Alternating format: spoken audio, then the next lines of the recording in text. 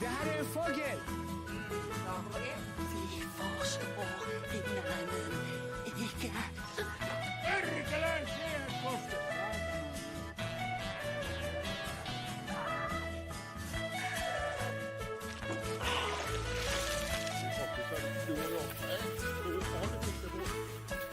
Bananer!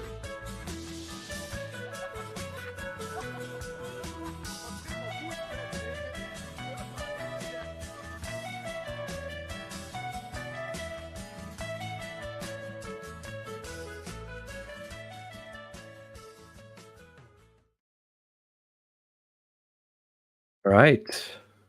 Welcome to another episode of the Longhouse.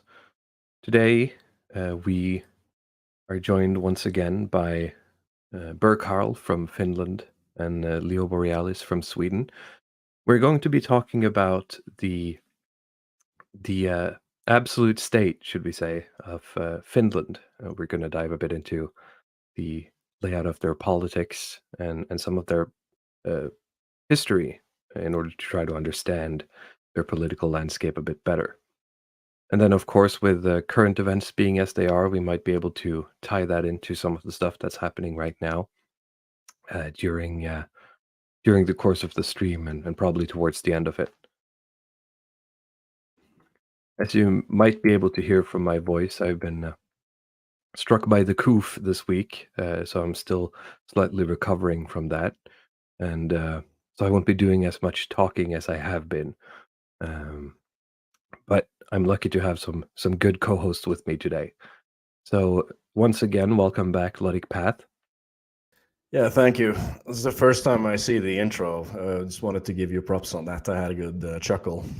Okay, good. I got some good help from the Longhouse Matrix channel, so that should be in the description if you're interested. Some of the memes over there are pretty good. It's not strictly Nordic stuff, but if you want to find fellow people in neighboring countries, that's usually a good place to start. And so I got some good stuff there. Yeah, it's good content. So I'm happy to be back on the stream and looking forward to learning about Finland. Yes, me too, very much. And that's also why we have, of course, re-invited Burkarl. Welcome. Good evening. I'm ready to bring in and try to not ramble that much. Yeah, I will do my best to keep you guys on track. You seem very knowledgeable about these things, so that's good. Also from Sweden, Leo Borealis. I figured it would be nice to have a Swede, since Finland and Sweden have some joint history together. Good evening. Good seeing you all guys again. Yeah, I think this will be fun. Yes, I hope so too. I see some people in the chat. Vingle, Yanner95, Mongolian Doggerland. Welcome, guys. Regulars of the chat. I think we should probably just get into it. We wanted to start. Usually I start. Hang on a second. I wanted to start in sort of in 1945 territory because of Boomer Truth regime, etc., etc.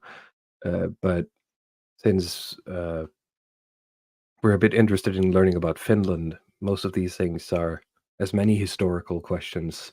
Well, you have to start 1,000 years before to understand how we ended up here. So I think Leo and Burkarl wanted to start with basically the inception of Finland. Is that correct? That is more or less correct. I mean, we're not gonna dwell on the Finnish prehistory really, but let's just start at the beginning and move through it quickly.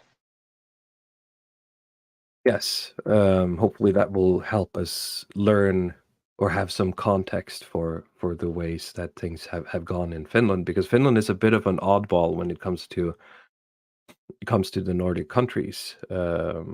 At least as a Norwegian looking at this, it's not as easy for us to relate as it is to a Swede or to a Dane.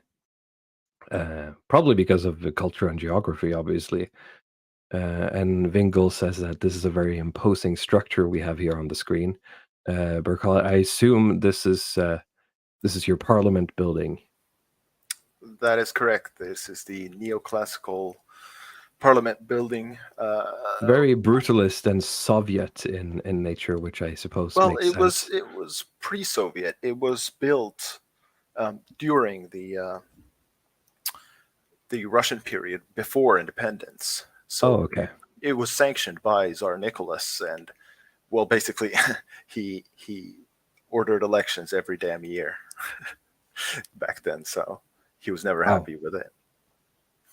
See. Okay, so with the creation or inception of Finland, that's where we wanted to start. How about you boys take it away, and I'll try to comment where I can and where my voice allows.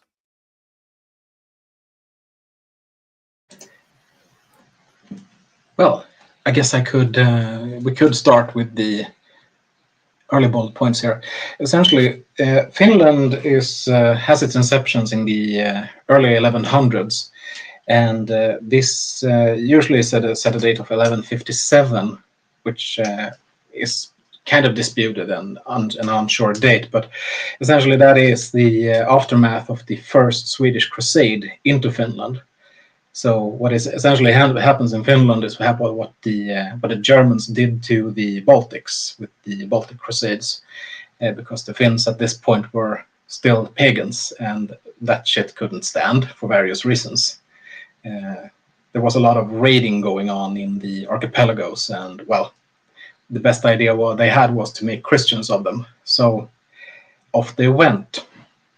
So the real date that there can be verified is that a papal decree from 1170 orders a movement of priests to what today is Åbo in southern Sweden to form a diocese, and this is also the region that originally is meant when you say Finland.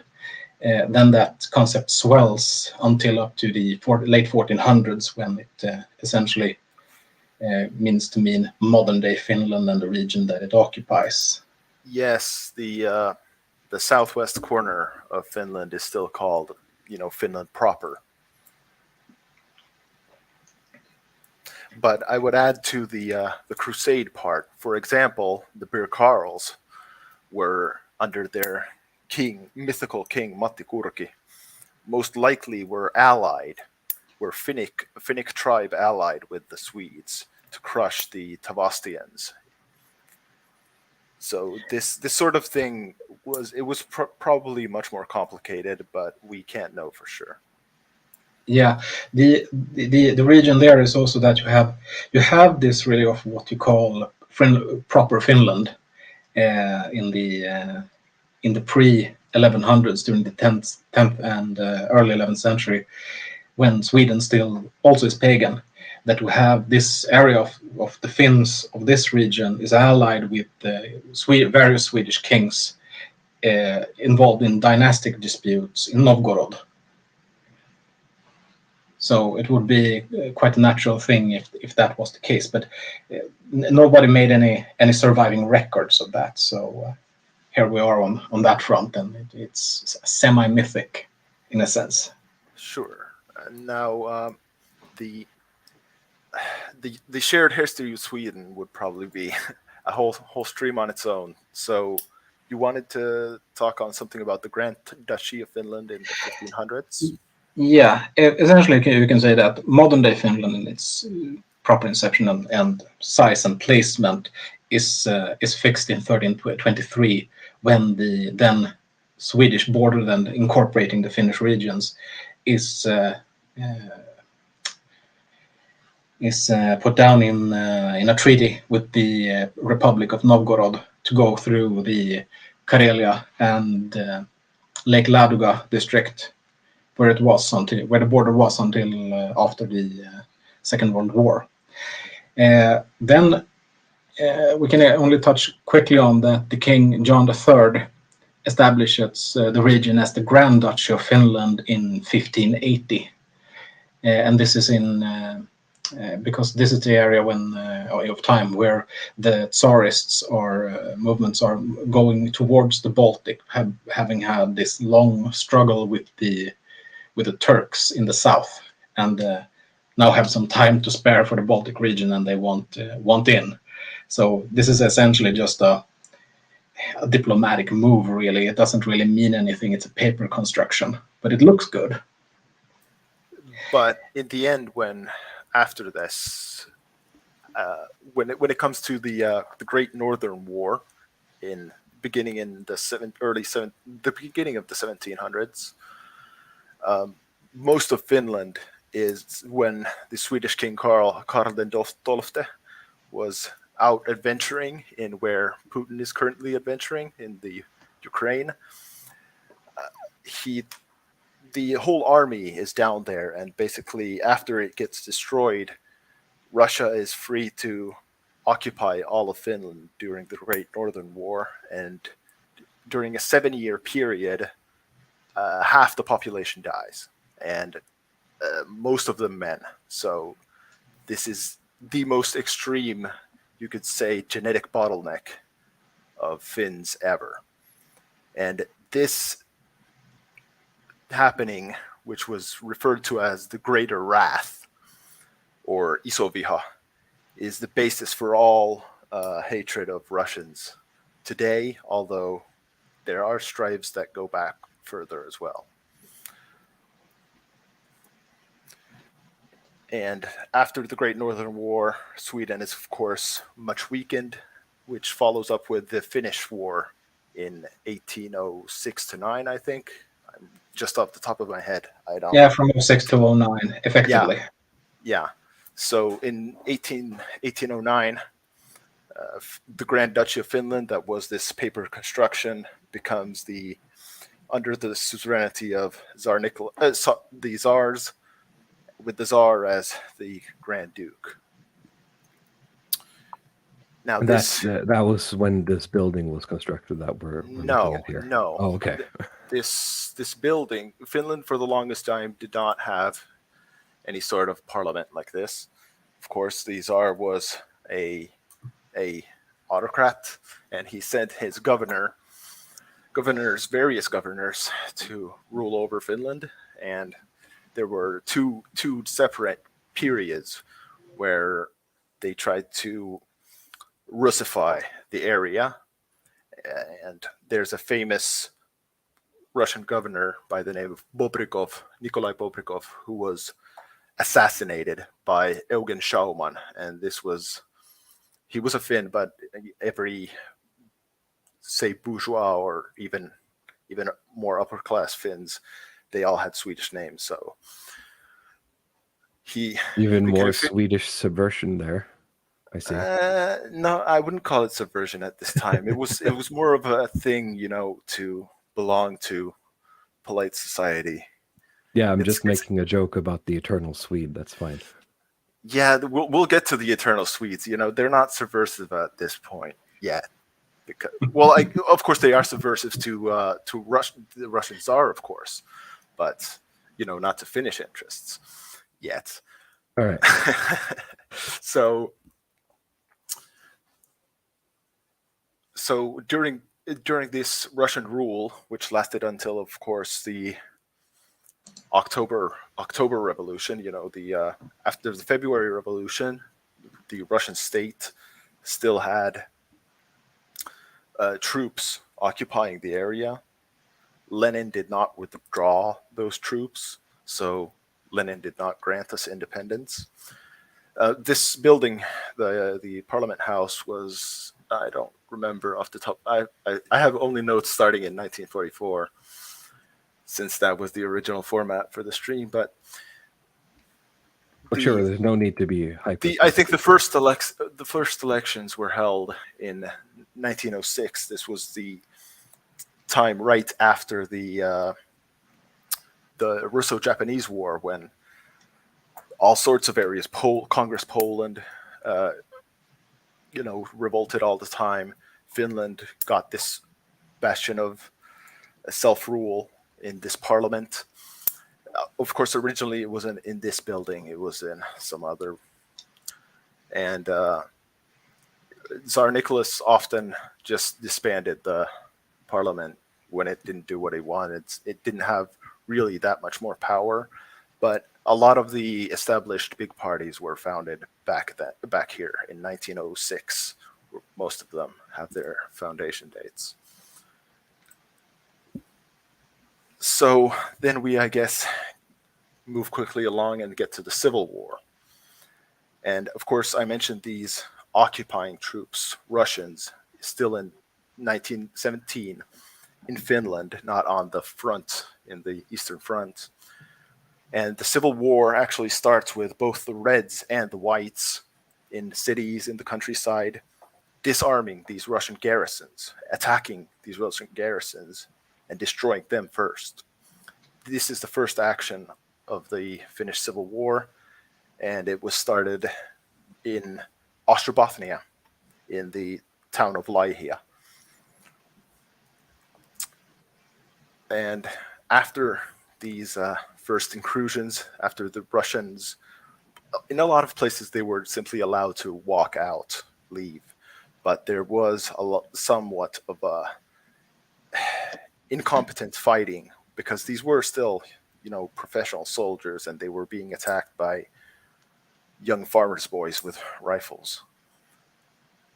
Right, and just to be clear, the whites here are the Finnish nationalists, and the reds are, of course, the Russian communists. Is that correct? Well, some mostly Finnish nationalists. The Finnish identity as a construct was in large part built during the Russian rule, and that there was a period of what we call Finnomania, in which, for example, my family changed its name from the Swedish Lundqvist to what it is now. So this was very, very common. So the Reds, of course, had their support bases in some industrial towns in the north, like Kemi and Uleåborg, but mostly, of course, in the south. And the most famous place of Red resistance, of course, is the factory city of Tampere, or Tammerfors, where the last stand of the Civil War took place. And during the Civil War, pretty much both sides committed so-called war crimes, because there was officially no war going on. And this was following the Russian rule, which was often quite chaotic. And the autocratic government did give a lot of, freedom, but it wasn't the best at establishing order. So this was truly one of the most violent times in Finnish history, and both sides did indiscriminately just attack all civilians, execute POWs on whim. It was just open. It almost sounds like gang wars in a sense. It almost is, the way you describe it. because Finnish troops had never been in the Tsar's armies for 100 years of Tsarist rule of Russian. Finnish troops had never fought. Actually, there was a Jaeger movement from Ostrobothania that went and got trained in Germany and actually fought on the Eastern Front against Russia. So subjects of the Tsar fighting against the Tsar in German uniform. That's all right. And that also happened in the Russo-Turkish wars. Some, actually Finnish factory workers from Tampere went over and fought for the Turks against Russia as well. And there's a place in Tampere called Plevna, which is named after a Bulgarian village in which these factory workers from Tampere fought at Plevna village in Bulgaria for the Turks against the Russians. Interesting. But of course, the white forces were being led by Marshal Mannerheim. He was a very high-ranking officer in the Russian army. And he was. You find any picture of Tsar Nicholas II's coronation, for example, and you will find Mannerheim leading the procession. So there's somewhat split on that, but generally, anyway. So I don't want to linger. I could ramble on about the Civil War, but if Leo has something to say about it, Yeah. Well, we touched on the war crimes, or what should we call them? I mean, same problem. I think the beginning of this would also there are a large of general strikes that go on in late in December of 17, and then they spill over into violence, and this kind of ignites the entire fucking powder keg with the Freikorps, organized by, or the protection corps organized by the Whites, the Red Guards from the Reds, and the Bolsheviks, which also are supplemented with some Russian sympathizers. And I think it's in the massacre at Simula in late January 1918, that things really kick off, and the international community gets its eyes up for what's going on. And I think, correct me if I'm wrong, Belkar, but that's really the ignition point for the major fighting. I'm not quite sure, but one of the biggest, most decisive battles, at least, was in Vilppula, and that's a big Civil War song for the Whites, the song for the heroes of Vilppula. But I don't remember the. No, that's later, I think. Yes, it is. Yeah, in any case, but this is like the first thing that starts what you call the Red Terror, where essentially people just go around killing people that they guess belong to the other faction, and about somewhere between 700 and 800 people gets killed from this sort of political non-battle violence. It's mostly lynchings and stuff like that, and about 65% of these are civilians. Yes, and these lynchings would continue even after the Whites win one-sidedly, and this results in a lot of former Reds fleeing to America, and the funny result about that is that in the 1920s and 30s, especially the early 30s, the American Communist Party has a very organized and significant Finnish population. So a lot of the Finnish Bolsheviks take the boat, so to speak. But in any case, from all over the place, not just Finland. Sorry to interrupt. From all over the place, not just Finland. Yeah. There's a lot of that, but essentially, when they do this, it's very disorganized. I mean, they murder random people, burn down houses, farms, churches, and a town, the town of Vimmala, is just razed to the ground, not a building standing. And that is, I think, the only town that is razed, not in the fighting, but it's just Red Guards that show up and burn it to the ground. Yes, there's a lot of the Red Guards destroy practically every wooden church in all of the South, and they try the stone ones as well. But it's way more on the steeples, but the main stuff kind of survives. In any case, Germany gets involved in this and sends a couple of battleships and 2 battalions of the Baltic Division in 1918. And to engage lingering Russian forces in the south, so along the southern of the towns and the industrial areas.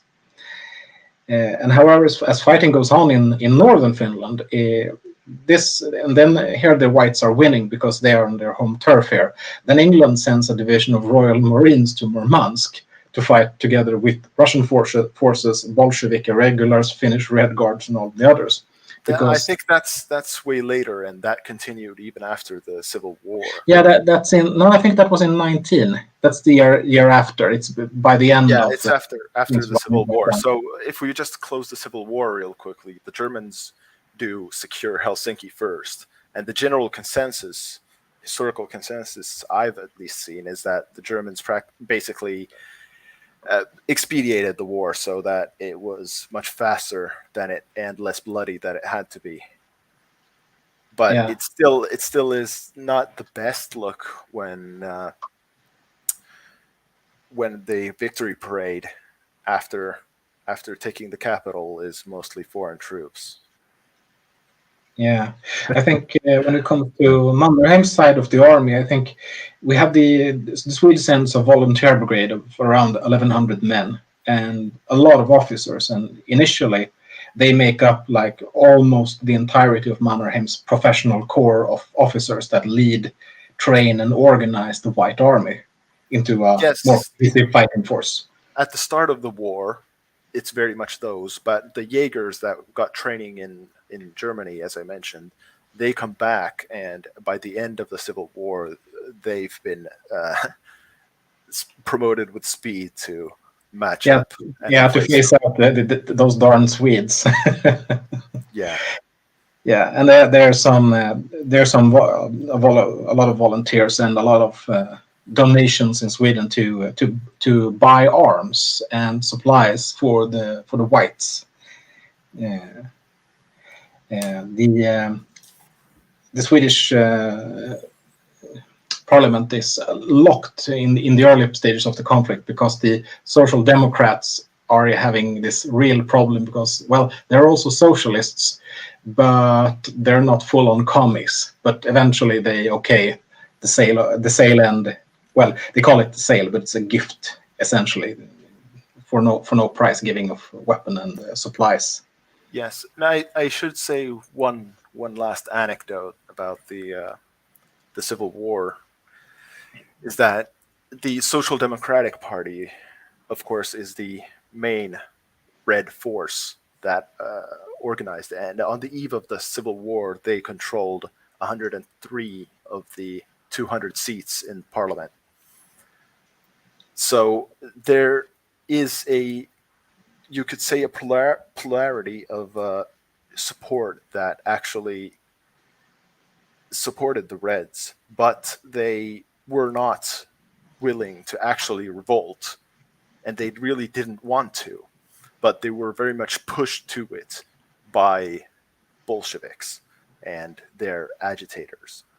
So the morale for actually fighting the Civil War to start off with on the Red side was very low. And there's an anecdote about executing Red soldiers by the Whites, that the Russians who they captured and executed cowered, cried, tried to run, etc. Whereas the Finnish Reds, who were lined up against the wall, often, said the Lord's Prayer and took it stoically in the face. Interesting. Now, we were trying to basically cover an entire stream in like 20 minutes here. Should we move on to the Second World War? We probably should. I think so. The most important things to remember here is this duality, I suppose, within Finland of the nationalism and the communist sympathies, right? Well, I don't think there actually is any communist sympathy. It's all a mask.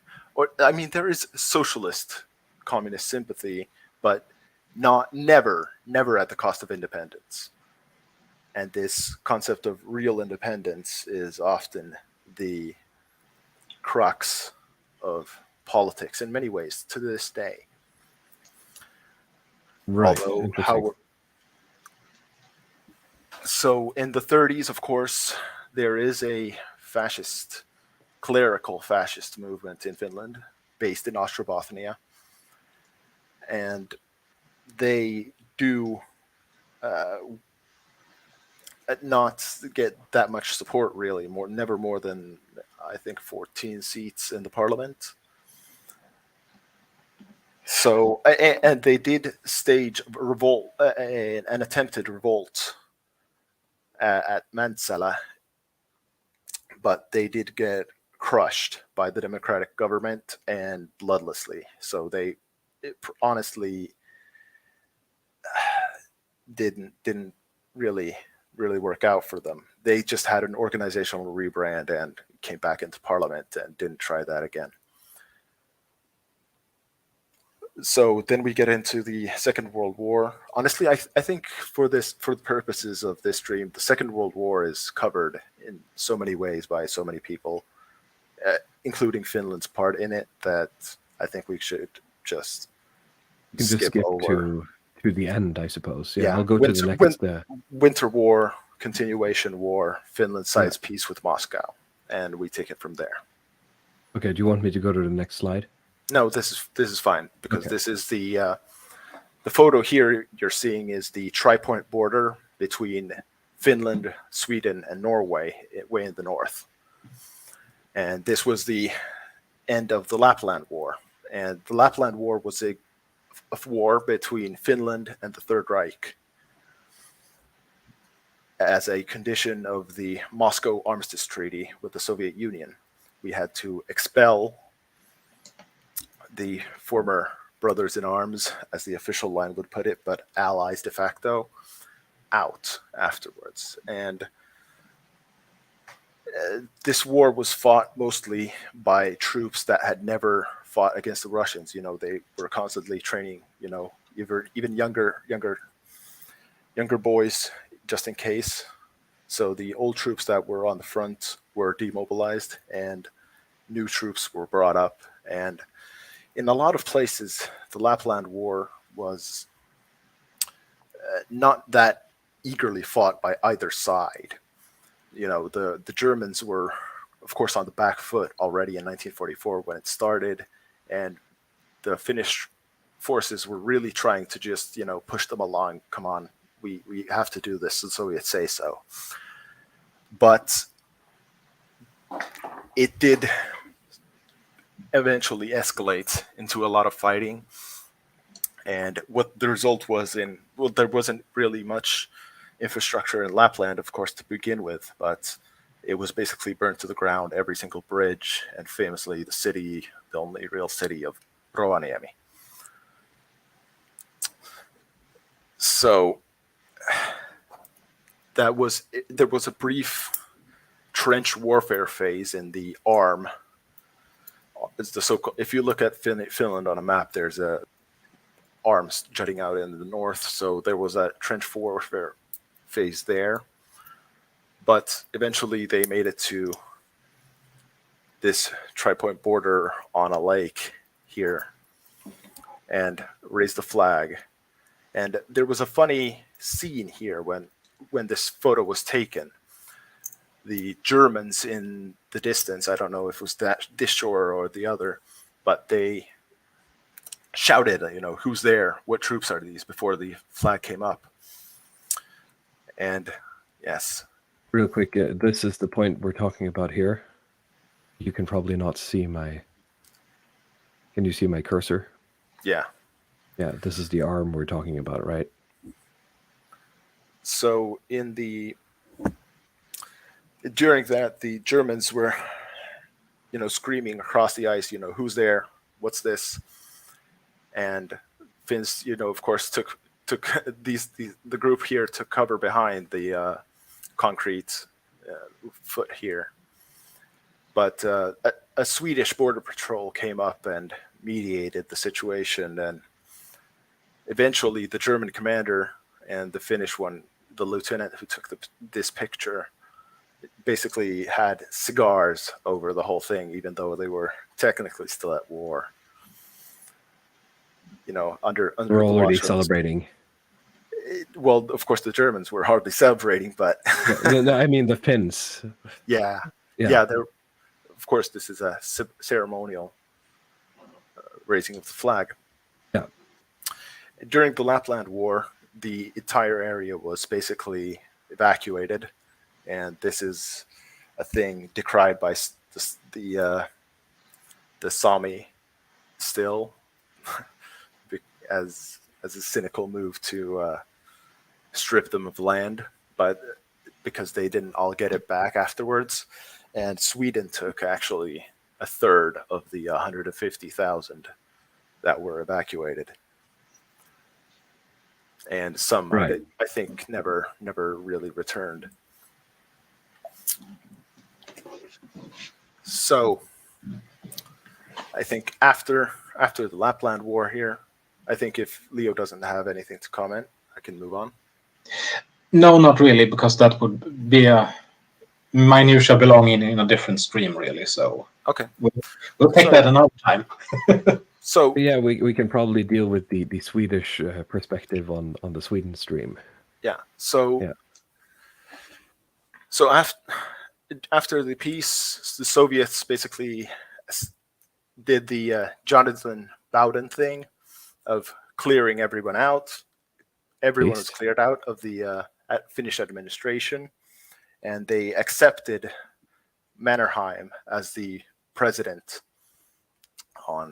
and he was signed in on exception law, of course. And Mannerheim was pretty much a completely old and tired man, and he really didn't want to deal with daily politics anymore. You know, he'd secured Finland as a separate political entity, and that was honestly a great achievement in itself. And he delegated almost all of his presidential powers, because at this point Finland was still a semi-presidential system, kind of like America, where the president was the head of state and head of government. So he delegated a lot of those powers to the man who became president after him, who is right here on screen, Juho Kusti Paasikivi, who was a man of the old wartime peace activist. He was an old member of the Finnish party that had quite traditionalist leanings in the former Grand Duchy, but he held quite strong views towards appeasing the eastern neighbor. And this caused, of course, the wartime peace activism, which is not popular, of course, at the time, but afterwards became very useful, because he was still a somewhat right-wing force. And this is why Mannerheim saw him as the perfect candidate to delegate I was his going power. to ask if he chose him specifically because he was, a traditionalist. Yes. And at this time, a lot of the areas of state, after being cleared out, were replaced with the agents of our eastern neighbor, the Soviets. And this resulted in a police organization known as the State Police, Valtion Poliisi, Valpo, who had a very brief reign of sort of Ingsoc style terror. Nobody died, I don't think, but basically anyone saying the even slightest thing was immediately brought to court, etc. But this Valpo was quickly outmaneuvered by Paasikivi, and he set out a line of appeasement that was very defining of Finland all the way to the end, even though for many it was not just a mask. Some actually took it to heart. Is this what we're talking about here? This image? Well, or did I move too far? No, that's fine. The man next to Paasikivi, right here in the picture, looking at him, the bald man, is Urho Kekkonen, who was his protege. And now Urho Kekkonen was a member of the Agrarian League and also a wartime peace activist. However, he was also not very much a man who did all fight on the front still. So they were people who took the view that that peace, even at the cost of having independence in all matters, is worth it instead of this cry for absolute independence. Okay, so it was a bit of a realpolitik sort of take on it, and Well, realizing that we're a minor power, we're never going to be able to, yes, say fuck you to and an empire and then expect them to not crush us. Paasikivi especially wrote some very prolific diaries that were published after the Cold War, or just before the end of it. But anyway, where he was, crying about how he can't do things about all these communists. He could only take out the most egregious ones, and he was calling them very derogatory ethnic slurs. Based. So, yeah.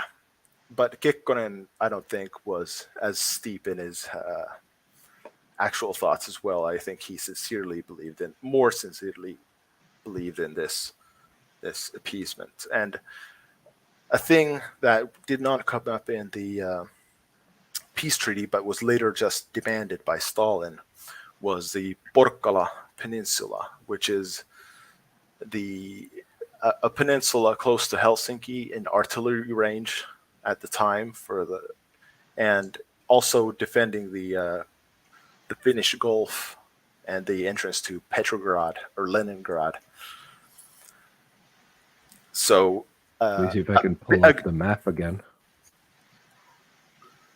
Just a moment. I don't think I really should have had the picture of this. Here it is. Yeah, just for the viewers, I wanted to highlight where Helsinki is, so you can understand that it's within mortar range or artillery range. Yes, it wasn't the peninsula you see right down there at the lowest point. That's Hanko Peninsula. But there's a peninsula about at the low point of the star there under the dot, Porkkala, it's much closer, and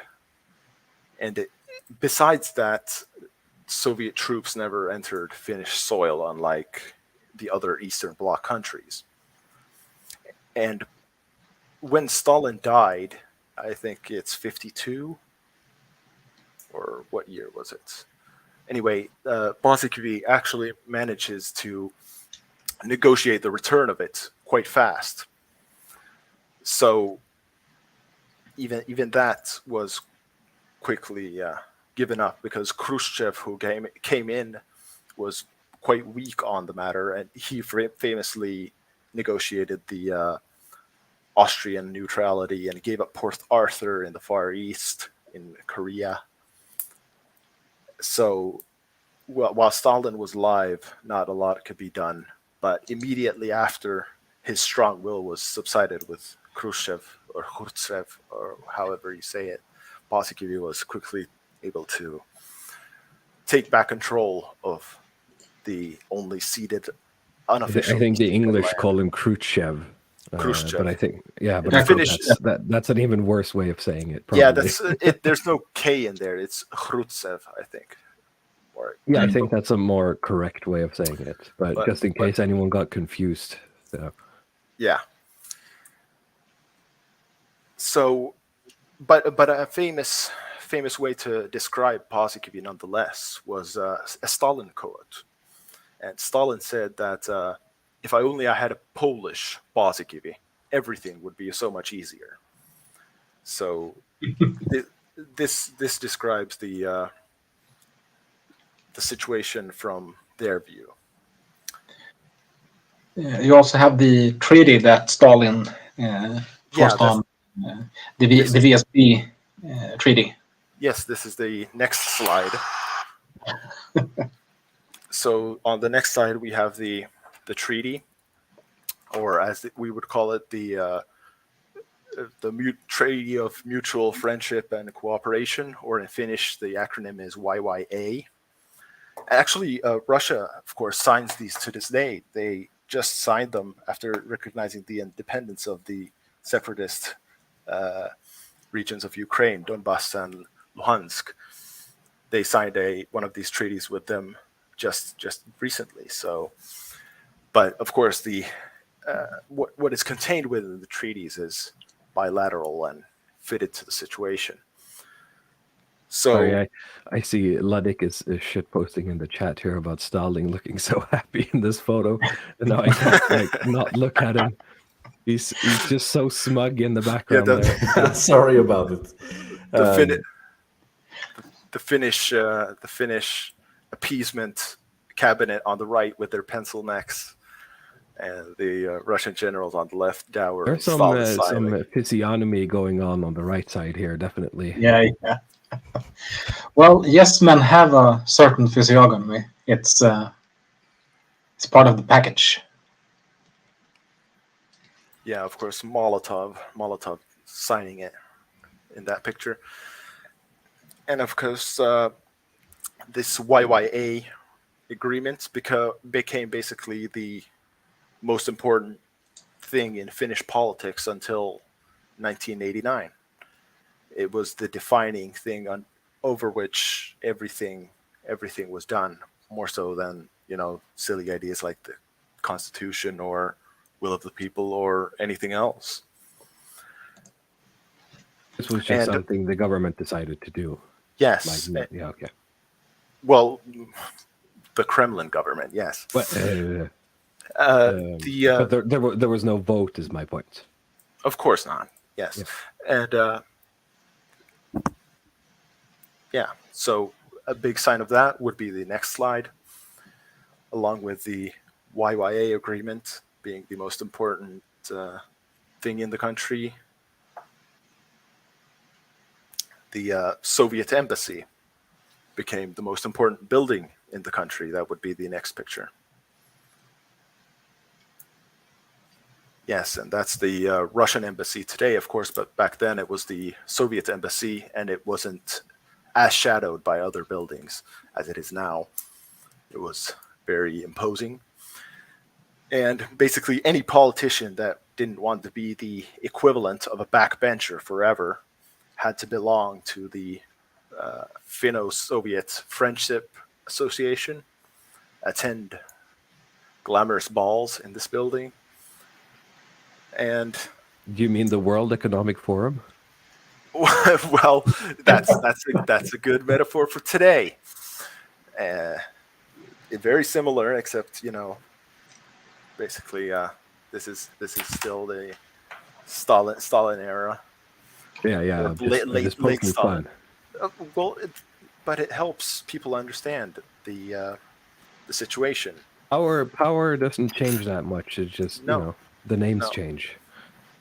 Yes, the people change. Sometimes they get cleared out. Sometimes they don't. But already in this era, a lot of the print media starts to question or strike at. I mentioned in the media stream that the Erkko family, whose origins, by the way, are literally from the Khazars, and they immigrated to Finland during the Russian years of occupation. But they are the biggest newspaper owners, and they start publishing Western things like a translated version of the Reader's Digest, Donald Duck magazine. The Khazars were the force of subversion in Finland. Is that what you're saying? The convert Khazars. Yeah. And that family still owns the biggest paper today. So the paper with the rainbow flag that you saw in the on the last stream. I can maybe pull that image up if you give me a moment. Yeah. So in these days, of course, they were publishing Donald Duck, Uncle Scrooge swinging in the money, much better than Mr. Soviet over there. And a big part of the subversion was women's magazines, because of course the Soviet commissars, inspecting them at the toll booth, were just looking at them and saying, what's this? This is some women's blah blah. No need to censor this. This is just some nonsense. Go ahead. But of course, that filled the entire nation's women's heads on with Western women's style, trends, ideas, and you can see the roots being set up already. Let me see here, because this is a bit of a fun slippery slope example. So you're saying like this paper is the one that started introducing all of this Western stuff? Yeah, the Sanoma Corporation, who owns this paper, yes, and this is their flagship paper, the biggest paper in Finland today. Yes. Yeah, it starts with the women's mags and it ends here, apparently. Yeah, it starts with Donald Duck and the women's magazines, and this is where it ends. Or in the Honor of 95's case, it starts with women. Oh, just women. Yeah, general. of course, we can always simplify and reduce.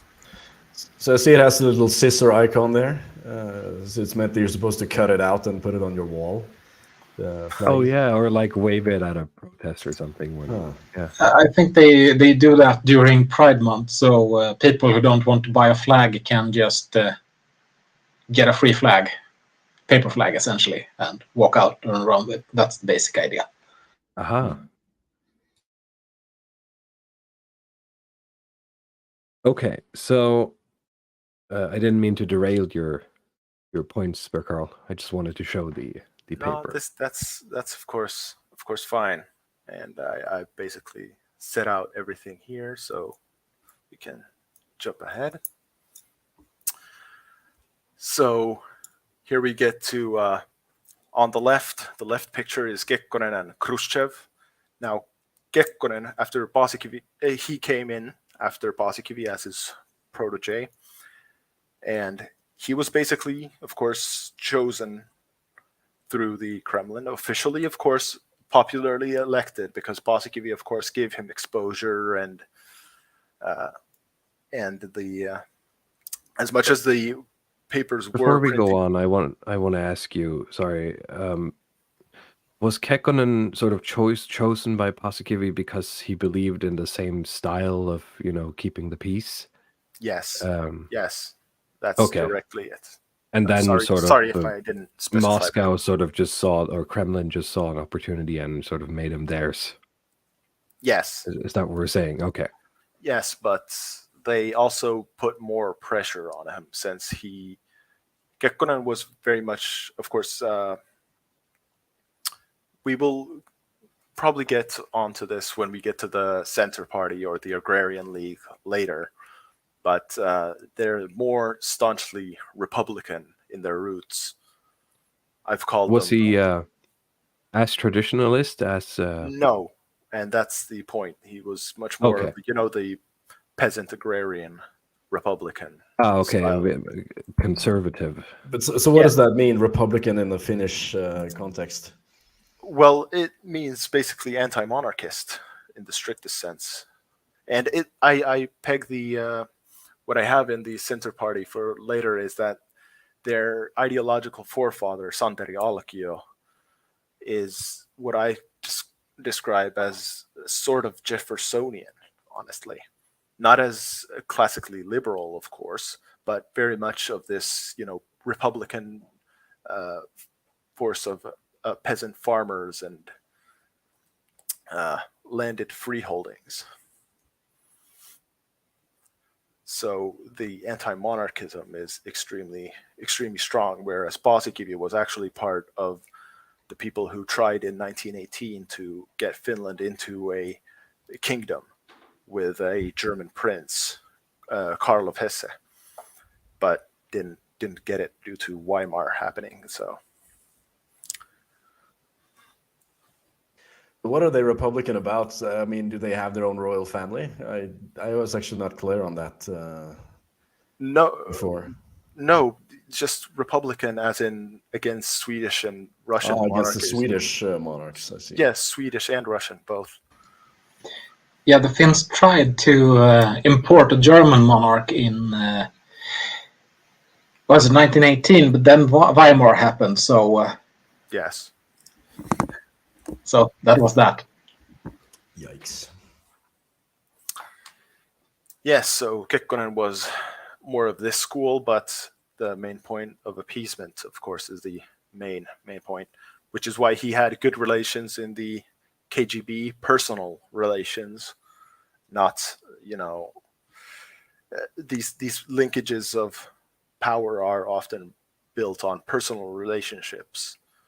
So I just wanted to emphasize, and that personal relationships is shown with these two heads of state, Khrushchev and Kekkonen, right here on the left, and Having Kekkonen a bit of a row. They're having a bit of good old fun boys time. Yeah, they're having a good old boys time. And the picture on the right, of course, is JFK and Kekkonen. Now, they're not having as fun of a time. Oh, there's no touching there. There's no touching. I think Kekkonen enjoyed his time still. He went to Hawaii and had a swim. But anyway, the picture on the right happened, and the state visit to America happened mainly because Finland was, as all the other Eastern Bloc countries, invited into the Warsaw Pact. And we just refused. And that was that.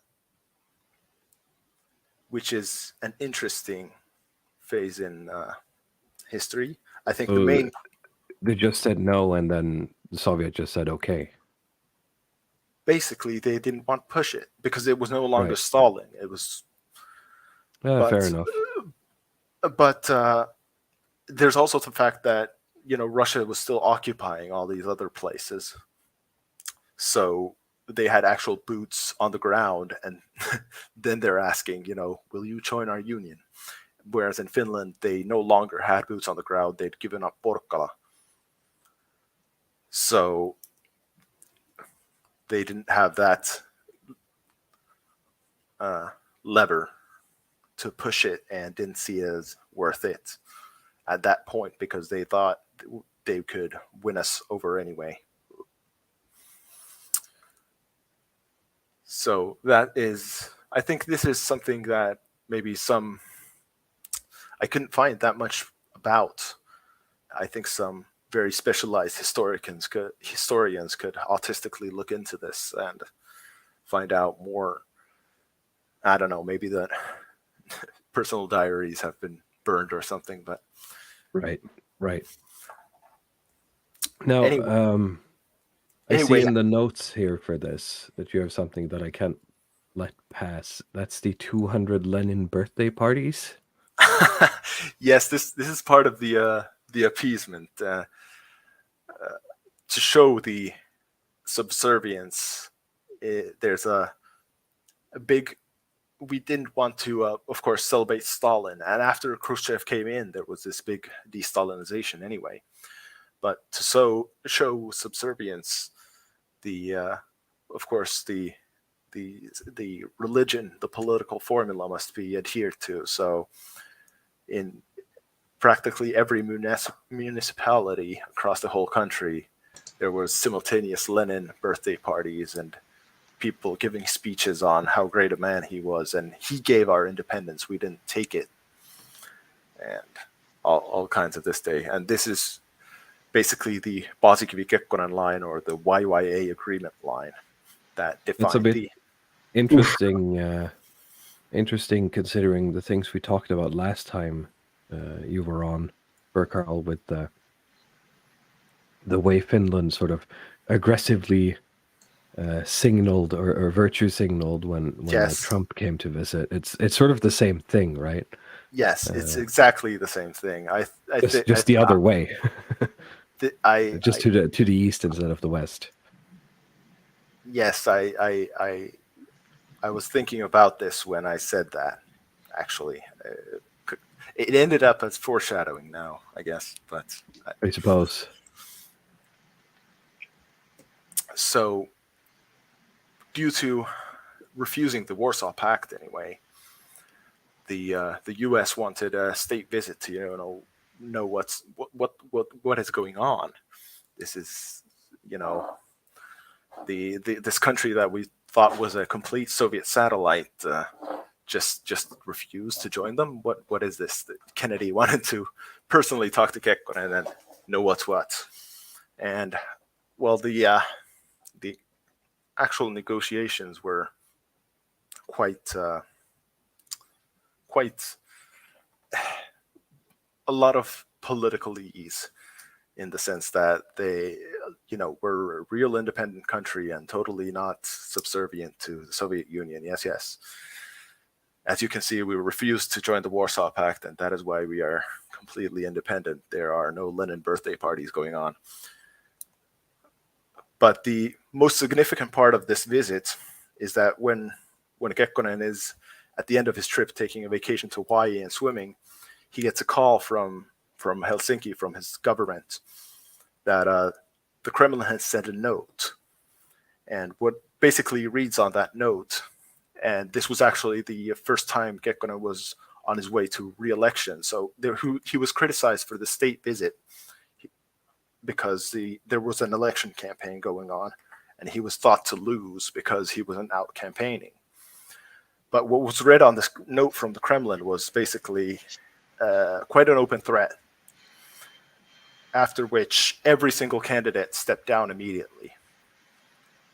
And when Kekkonen came back, he was basically the only candidate left in the race. And it is suspected and pretty much confirmed today, that Kekkonen actually asked for this note through his personal relations in the KGB to be delivered to his own government to threaten everyone else out of the race. I think there is an interesting vote tabulation clip from this. The aftermath of this. No, that's later. That's his fourth election. Right. Oh, it's that the one you sent. Yes, Longhouse that's the other one. day. That's Okay. the one. But after this, Kekkonen basically establishes his satrapy, and he is the only man in charge, and nothing in the country practically happens politically without him. And he coordinates pretty well the payment of the war reparations after the war, which is mostly paid out in highly processed industrial goods, and those being mostly ships, icebreakers especially, that the Soviet Union really wanted, because their own manufacturing in that field was not as good.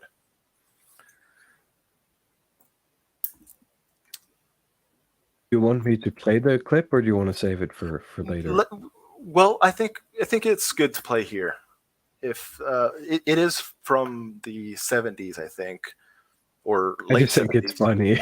But it is very funny, and this was the time when Finland was the old presidential system with the president as the head of government as well. He was chosen by electoral college system. So these are the electoral college votes being tabulated. Being counted, okay. Oh, it lasts for a while, so I'm probably not going to play all of it, but you're going to get the gist after. I think 30 seconds is enough, or maybe 20 even. Kekkonen.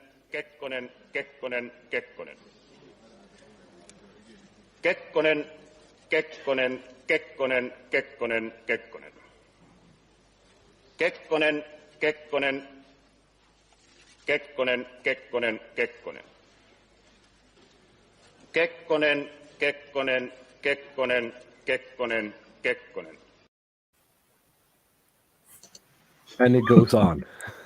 It goes on like that for like 2 to 3 minutes, I think. But democracy. Yes, this is true democracy. as you can see, that was in color TV, so it was pretty much somewhat later. But I imagine this is pretty much how it went from this point on. No, yeah, regardless. people had the. I think this was still a much more honest time than now, because back then people at least understood, this is a facade. We aren't actually democratic, even though we want to be true believers. We understand that this is not true democracy, and that's why this was more honest. And I think this was a big theme.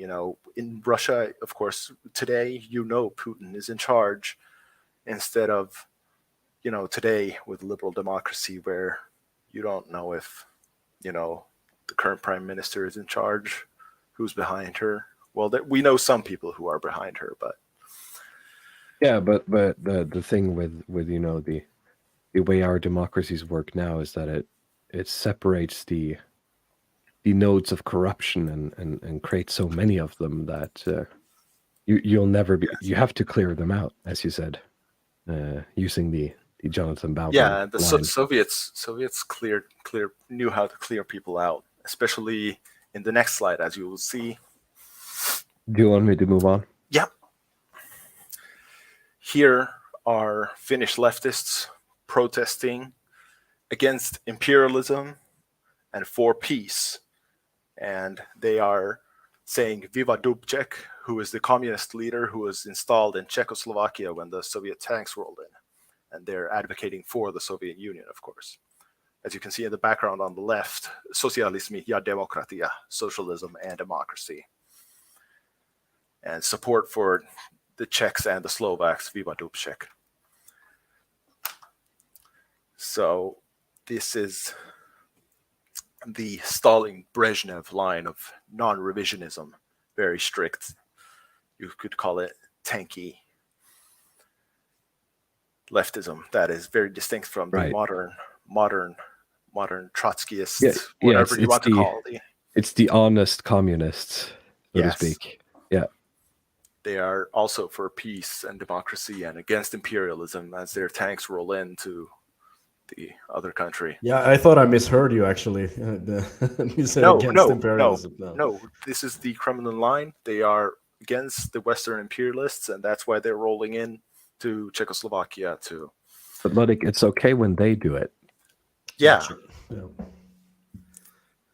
This is, we often talk about foxes and lions. This is the lion side of communism. You just say it and it is, and otherwise we'll roll a tank over you. In a sense, you got to respect that a bit more than the fox side. Of course, these leftists, they're not. A lot of them are the type of programmable herd that you have today as well, but it is still more honest than the programmable herd today. I mean, they come off as positively right-wing, looking at today's politics. Yes, very much so. So, at this point, I should say talk about the leftist political parties at this time, because they don't exist today. So I have the SKDL, the Finnish People's Democratic Union, which was basically an electoral alliance. And it's a union of leftist parties, movements, individuals. It was an electoral organization that had a very weird membership structure. But the main part of the SKDL was the SKP, the Finnish Communist Party, that had its funding, of course, from the Soviet Union. But even these people who were part of the Communist Party, who were advocating for this strict non-revisionist line and joining the Soviet Union, were a minority in the Communist Party, in the SKDL, that was at best a third of the parliament. So the SKDL is the Communist Democratic something? Union, Liitto. Union, okay. And the SKP was the Communist Party, which was The Communist Party, main okay. part, which was the main part of the SKDL, because the SKDL was very chaotic organization, because it had as its members, student organizations. In addition to the Communist Party that was a member of it, there was a small farmers party that was a member of it. There were workers' unions that were part of it.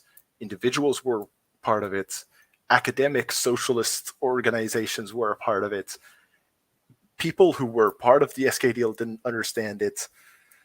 People outside then couldn't understand it. It was a complete mess that was kept up because, funding from the East.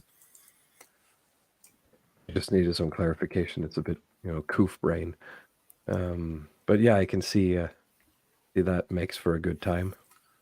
Yes, but even in the SKDL, as I said, the taistolaiset, named after the minority wing leader, Taisto Sinisalo. And taisto, by the way, is literally translated as battle, which is really funny. You could call them battleists, but the taistolaiset, they were a minority wing of the Communist Party even, and they were the only force in Finland who really wanted to join the Soviet Union. So, and they were sidelined by Kekkonen. So the Social Democratic Party, that, as mentioned, was the main force behind the Civil War at this point, was very strictly separate from the SKDL. And it was in control of its so-called right-wing half, the right-wing half of the Social Democrats. It was called the Brothers in Arms Coalition. War veterans who still believed in the idea of social democracy, but were so patriotic that they wanted nothing to do with this thing that we have on screen here. So This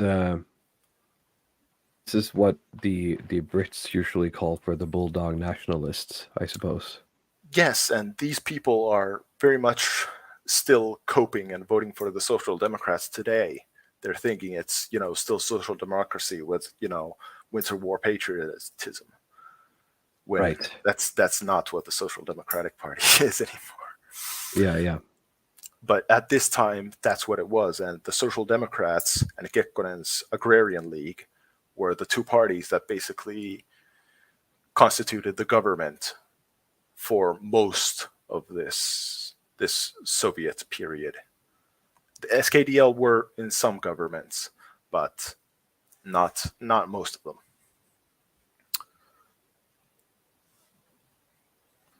So we can move on. And if people laughed at the clip of Kekkonen that we saw, I think this will elicit even more laughs. Yeah, when I was making the slide, I had, because if I go back, you see I have these like titles for like what category we're in. And at one point I just had question marks here and I decided to take them out because I didn't even know what to title this. So please explain. Well, this is, of course, the state visit to North Korea. And this isn't very historically relevant, but I think it illustrates just how deep in the second world a nation is. And this idea of, are you an actually independent country? I guess you could actually think that if you think you were this independent that we can just have relations with anybody, like North Korea, Kim Il-sung here next to Kekkonen. But that isn't, of course, true because these relations were not shared with the United States or Britain or especially Western Germany, who were, of course, still fascists. Yeah. Look at it from the bright side. At least the North Koreans didn't buy like 1,000 cars from you and then never paid. Wait, that was something that happened to you guys? Yeah. They bought like bought a couple of container ships worth of Volvos and then just didn't pay the bill. It's still running with interest. The Do cars. you or guys the have any bill? hope that you'll get your money anytime soon? Well, since North Korea got a couple of Russian nukes, it pushed the time frame back even further because, a unified Korea means that, then those money will be come out of the current South Korean regime's pocket. But as it is now, well, who knows? Probably not. The cars are Right. still in service. Well, they're good cars, probably. But I can't. I mean, as a Norwegian, I have to endorse stealing from Swedes, so I don't feel any sympathy. I'm sorry. No. I mean, it's more of a fun story. So it's very interesting to think about somewhere like North Korea. As if you have like a Volvo that's 50 years old, you're like in the top, probably echelon in that country. Oh yeah, they are official government cars, which adds a little bit of an even more interesting Kafkaesque moment because we are one of the few countries that have an embassy in Pyongyang, and whenever the people are going from the embassy to have meetings with the North Korean officials, they of course send their cars to pick them up because the embassies are not allowed to have their own transportation in North Korea. So they send, of course, these old Volvos to get them. That's oh man. Well, we should probably get back to the Finland Yes. focus. But I'm sure we have you have more than enough funny stuff to add on the Sweden stream, Leo. Yeah. Well, I have to live up to the ideal of Swedish subversion of the Finns here. So Yes, so the next slide would bring us more humor. Of course, here's a cartoon called the Volga Boatman. And the Volga Boatman, with his big sack of cargo, has tied to it in the picture, I don't know if you can see, there's Czechoslovakia, Hungary, Romania, Poland, and so on. And the text under there is, "Be ashamed," or "Shame on you, imperialists." And this is, of course, the traditional liberal critique of hypocrisy from the liberal journalist. Right. Because that, as we talked about earlier with the "it's okay when we do it" mindset. So who is supposed to be in the boat here? Well, there's the Volga Boatman, of course. It's the in the Volga boat. boatman, and the people in the hats. The people in the hats are the Western imperialists, like Yeah, I see. Britain and America. So this comic wasn't published when it was made after the Czechoslovakia was admitted into the Warsaw Pact. It was published much later in the 80s. It was published in the 60s in Britain, where it got some sort of big international journalist cartoon award thing. I don't know. So they liked it a lot, of course.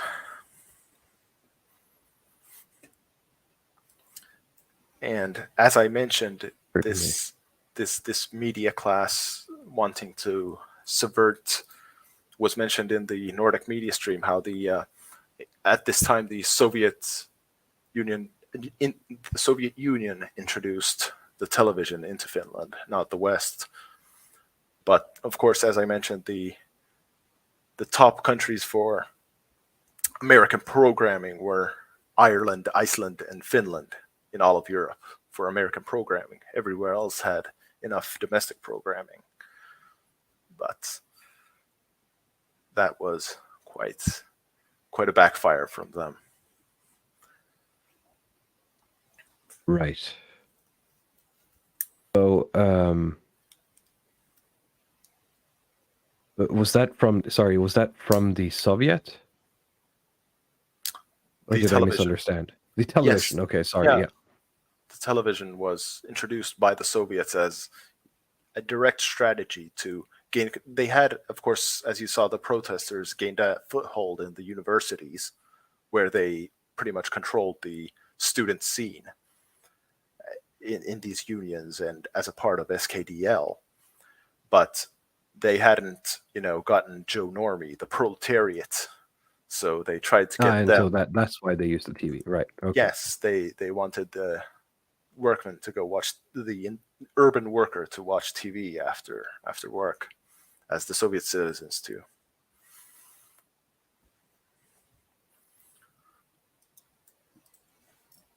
Do we go to the next one? Yes. And some of the pictures shown in TV at the time were, of course, a part of the YYA 25 years agreement. Agreement celebrations. So this is from Åbo, this picture, I think. Turku in Finnish. And this was the case in all of the major cities. The main street was lined up with these flags side by side, and there was a lot of cultural influence in all sorts of dance ceremonies, movies. They really tried to. A lot of the Soviets did try a lot of the cultural. The Bolsheviks had a big theater program, and I think Lenin was a big connoisseur of theater as a medium. And those things were a big part of the celebrations of 25 years of this friendship agreement of eternal friendship. So that played a much more prominent role than I think many people realize. And on all sorts of Cold War maps that you look at when you Google, Cold War sides and belligerents and who belonged where, you always see in the north there Sweden and Finland as neutral. But I really wanted to include this and the next slide to... Doesn't seem very neutral. Yes, exactly. To emphasize those are, shall we say, Western copes. They saw that we didn't join the Warsaw Pact, and therefore they could put us as neutral. But in those maps, you have countries like Angola that are Soviet aligned, and what pact did the Soviets have with them besides, okay, we'll buy some oil from you? Yeah, they certainly had much looser agreements than this. Yes. So I think all those maps showing these neutralities is just a gigantic cope, as they say. And I'll go to the next one because that's also pretty damning for the yes, neutrality between Russia or Soviet and Finland. Oh, sorry, this is one extra you added. This is also from the celebration, isn't it?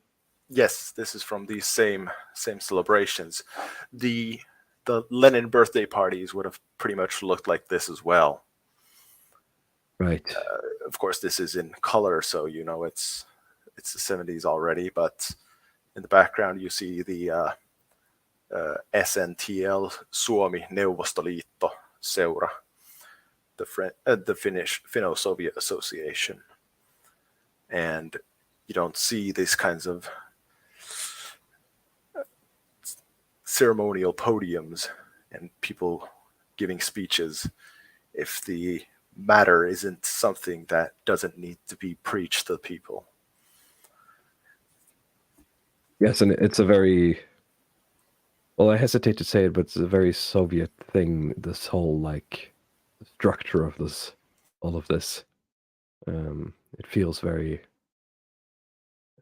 very like that. I know that we have our own ceremonies these days with the GAE, the Global American Empire, but they have a different feel than this.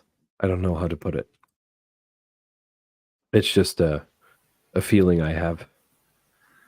Yes, I think this is much more of a, everyone went along with this because everyone understood that, this is just a thing we have to do.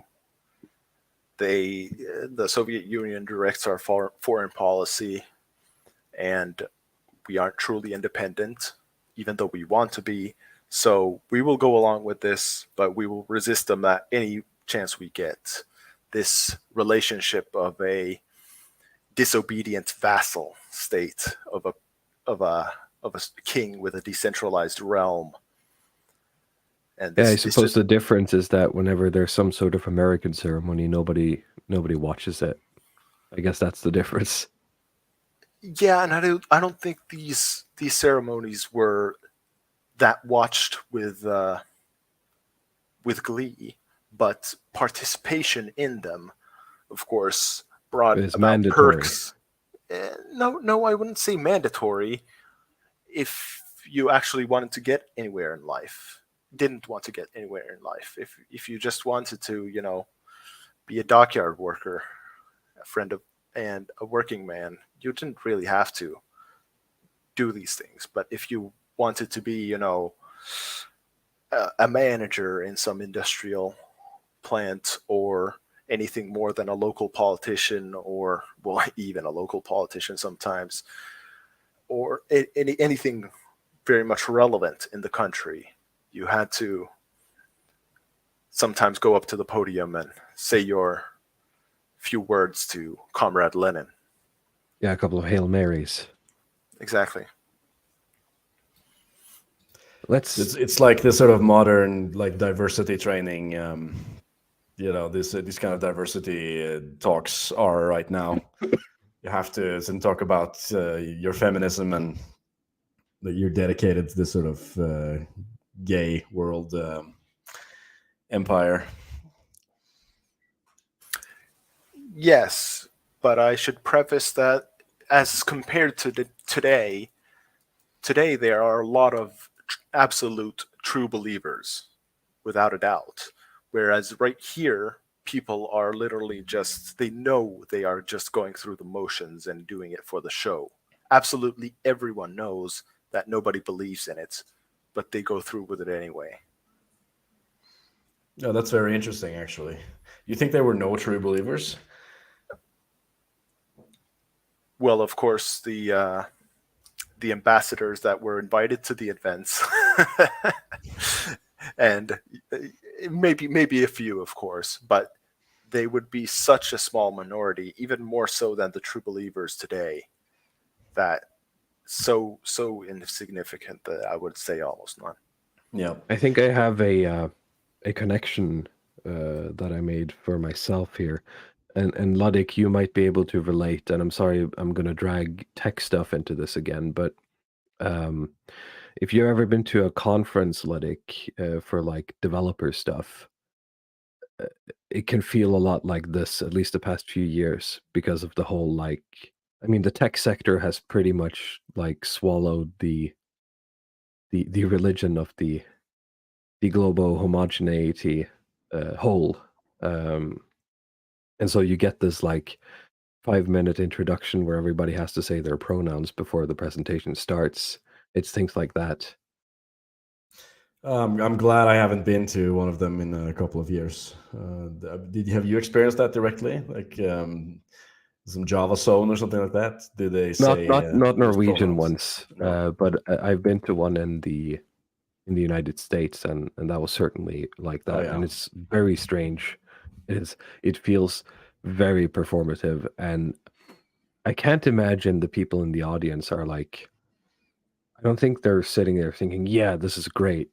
I think they're just like, what are they doing? All right, I guess, Yeah, so this is normal now, right? And it's just sort of okay. Well, we're supposed to do this, but there are true believers as well, like Beer Carl course. mentions here. It's something to really that we sit and talk about how fake this sort of woke American stuff is. I mean, it is to us, but there are a lot of people out there who are like genuine believers in this stuff. It's not that there's something to scoff at.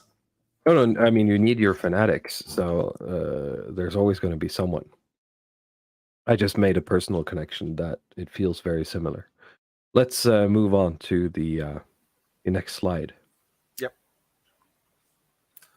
So here we see the Soviet ambassador Vladimir Stepanov and the defense minister Dmitry Ustinov saying hello to the military upper command of Finland.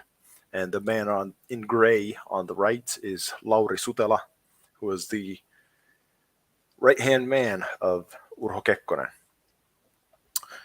And the Soviets had a constant desire, of course, to, have Finland as the first nation to voluntarily join the Soviet Union, because they couldn't, hide the fact that they had pretty much had occupying forces on the ground of everyone else who had joined the Warsaw Pact. So they really wanted to push Finland as the first nation to voluntarily join, at least in perception. And one step in this was pressuring Finland, and especially Sutela, into joint military exercises, as we do with NATO today, even though we aren't part of it. And one of these negotiations, for example, was done in the sauna in the Parliament building that you saw at first. Kekkonen actually had a big renovation to make it much larger and more extravagant, and he used it quite a lot. So he had the Soviet ambassador and defense minister and Sutela in there with him one time, where the ambassador started screaming drunkenly about tanks rolling down the streets, and this is something that is historical record, which is something brought out by all the historical comedians out there. But they were diplomatically turned down every time. So What a yeah, shame. just on trivia here, like how big is that sauna that they have installed in the Parliament? I think it's actually fallen into disuse at some point and was renovated in like the 2010s. But it's not that big. It doesn't compete for the biggest, but it's definitely one where you could fit, a busload of people if they crammed everyone like side by side and like fish in a bucket. And here I thought the entire parliamentary building was a sauna. Sad. No, I was thinking that. I think that could be a good idea when we disestablish the republic. I imagine like that they would have it in like these kind of Vatican proportions. It'd be like this very decorated, enormous sauna where they could fit, like 1,000+ people. I don't think a sauna works on that scale. No, it's like the smoke is like coming out of everywhere, and it's like a concert hall. I think it could work. You will just need a lot of fans to keep the heat from rising too high. Yeah, and to keep the heat circulating to the back as well. Or I guess you would have to have stoves all over the room. I don't know. The sauna logistics, it's hard. That's why they keep them small. Anyway, so after the sauna episode, the most famous sauna episode, the Soviets continued pressuring Sutela into these exercises. I like that there are multiple sauna episodes, but continue. There were a few, but there was the most famous one where they were drunkenly screaming so that half the Parliament building, it was late at night, so not many people were there, but the janitor in the hall. Anyway, the Soviets continued pressuring Sutela into these exercises, and he just did not report of them to Kekkonen. And Kekkonen was, in his appeasement and in his old age, particularly softening to the Soviet Union. And he was sort of, when you repeat words like the Soviet Union is for peace and anti-imperialism, and in your election campaign, everyone who is against you is anti-Soviet and anti-peace. And when you repeat these things, even though you really don't want to do them, you start to think that maybe I should just do it and get it over with. And Kekkonen was likely to cave in on that front. What's the mid-century German quote? Repeat a lie often enough and it becomes the truth. Pretty much. And it's hard to. This works in many ways. You can program yourself into a lot of things. But anyway, Sutela just did not report these things to Kekkonen, and so the joint military actions and the further integration was averted that way.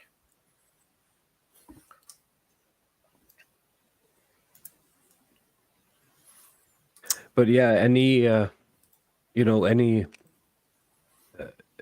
question about the loyalty of Finland falls sort of by the wayside after these pictures.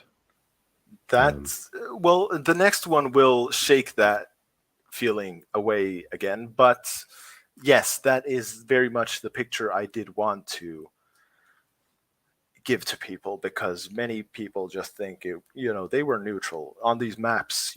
They were part of this. Finland is just grayed out. So I really felt that this impression has to be hammered in.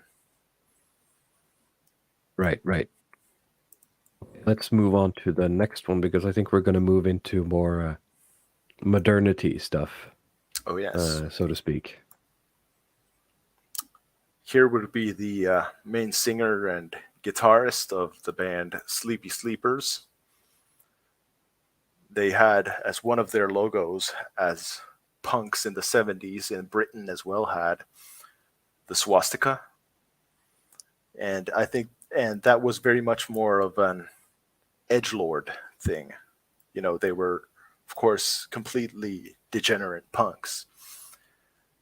And this influence, of course, through the TV and media and all kinds of stuff from America, the West in general, did have this influence on the non-essential parts of the culture, the ones that weren't in touch with the administration, industry, etc. And through that,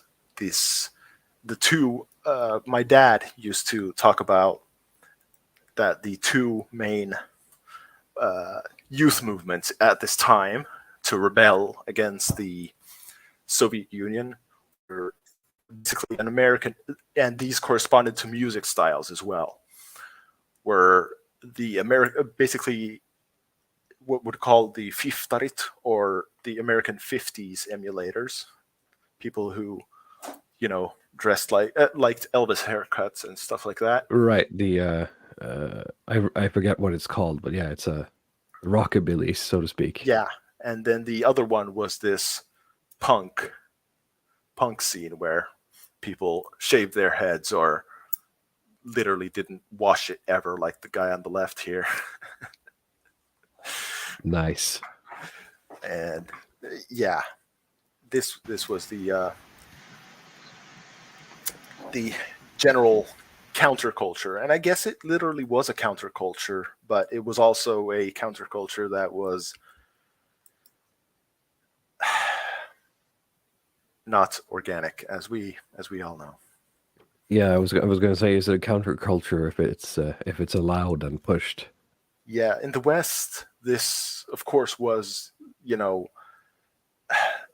framed as a counterculture when it wasn't. But here we have another complicating layer with the Soviet Union, that it was a counterculture, but it was non-organic. And the real counterculture was the silent, solemn war veteran that still had rifles buried under his back garden just in case occupation happened. Right, yeah. Do you want to move on to the next one? Sure, but I have just one more comment about this. Yeah, sure. In that the media at the time, when they saw this kind of degeneracy, as they say, they called it exactly that, and they called it in Finnish länsimaista hapatusta. Now, Western rot, essentially, but the word hapatus is interesting in that it has extreme religious connotations, and I would basically translate it as pernicious Western rot to bring about rapture. It's heresy in a sense. Yes, but of course, this was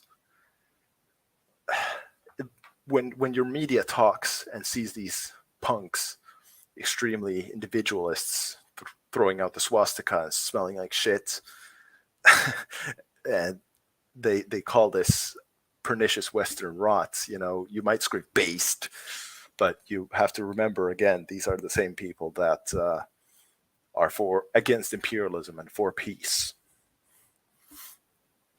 Right. Yeah, it sounds more like just a glitch in the matrix moment. If you know what I mean. And you could imagine someone of our persuasion living through this, thinking about his great grandfather who lived in the Greater Wrath in the 1700s, when 2/3 of the, or more, 4/5 of the male population died at Russian Cossack hands. Watching this happen, this being the answer against the Soviet Union, and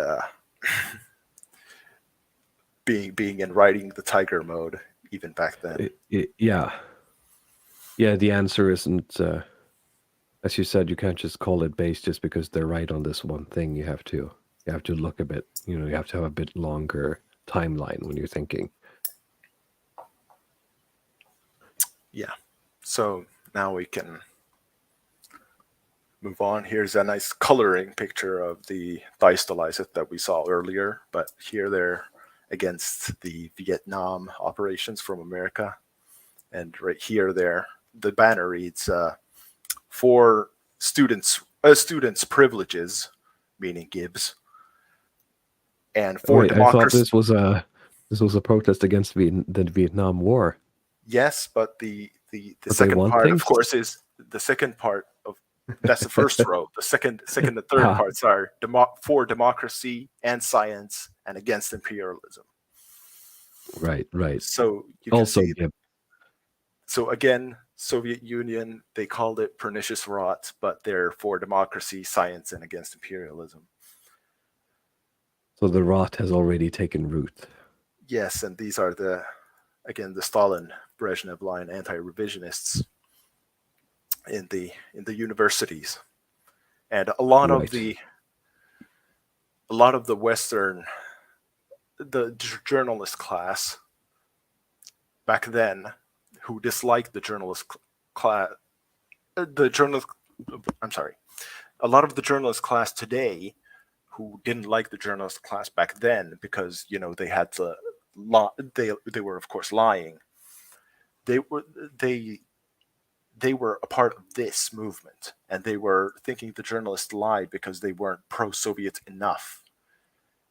So you can see how the journalists that are writing the articles today are so completely able to fly every which way the incentive structure, or if you want to think it that way, or the zeitgeist brings, that they're calling for Ho Chi Minh to gain control of all of Vietnam and Czechoslovakia to be crushed under tank, and then today they're all green, and for all this climate change, they are utterly leaves in the wind and have no will of their own. That's pretty much, as far as I understand, what's happened to most of the quote unquote true communists in many countries. Yeah, and I think you can actually see. I didn't notice this before, but on the woman on the front left there, behind the dude in the front, you can see the problem glasses. Oh yeah, I see it. Yeah, she's a character, certainly. So this was also during the time when Kekkonen finally became quite old, and it was clear he was not. I think he was almost 90 years old when he was forced to step down. He was becoming unfit to carry out his duties. And that is the only... And it became quite the crisis because his relationship with the East was the thing that brought stability. And it was quite a problem until his follower Mauno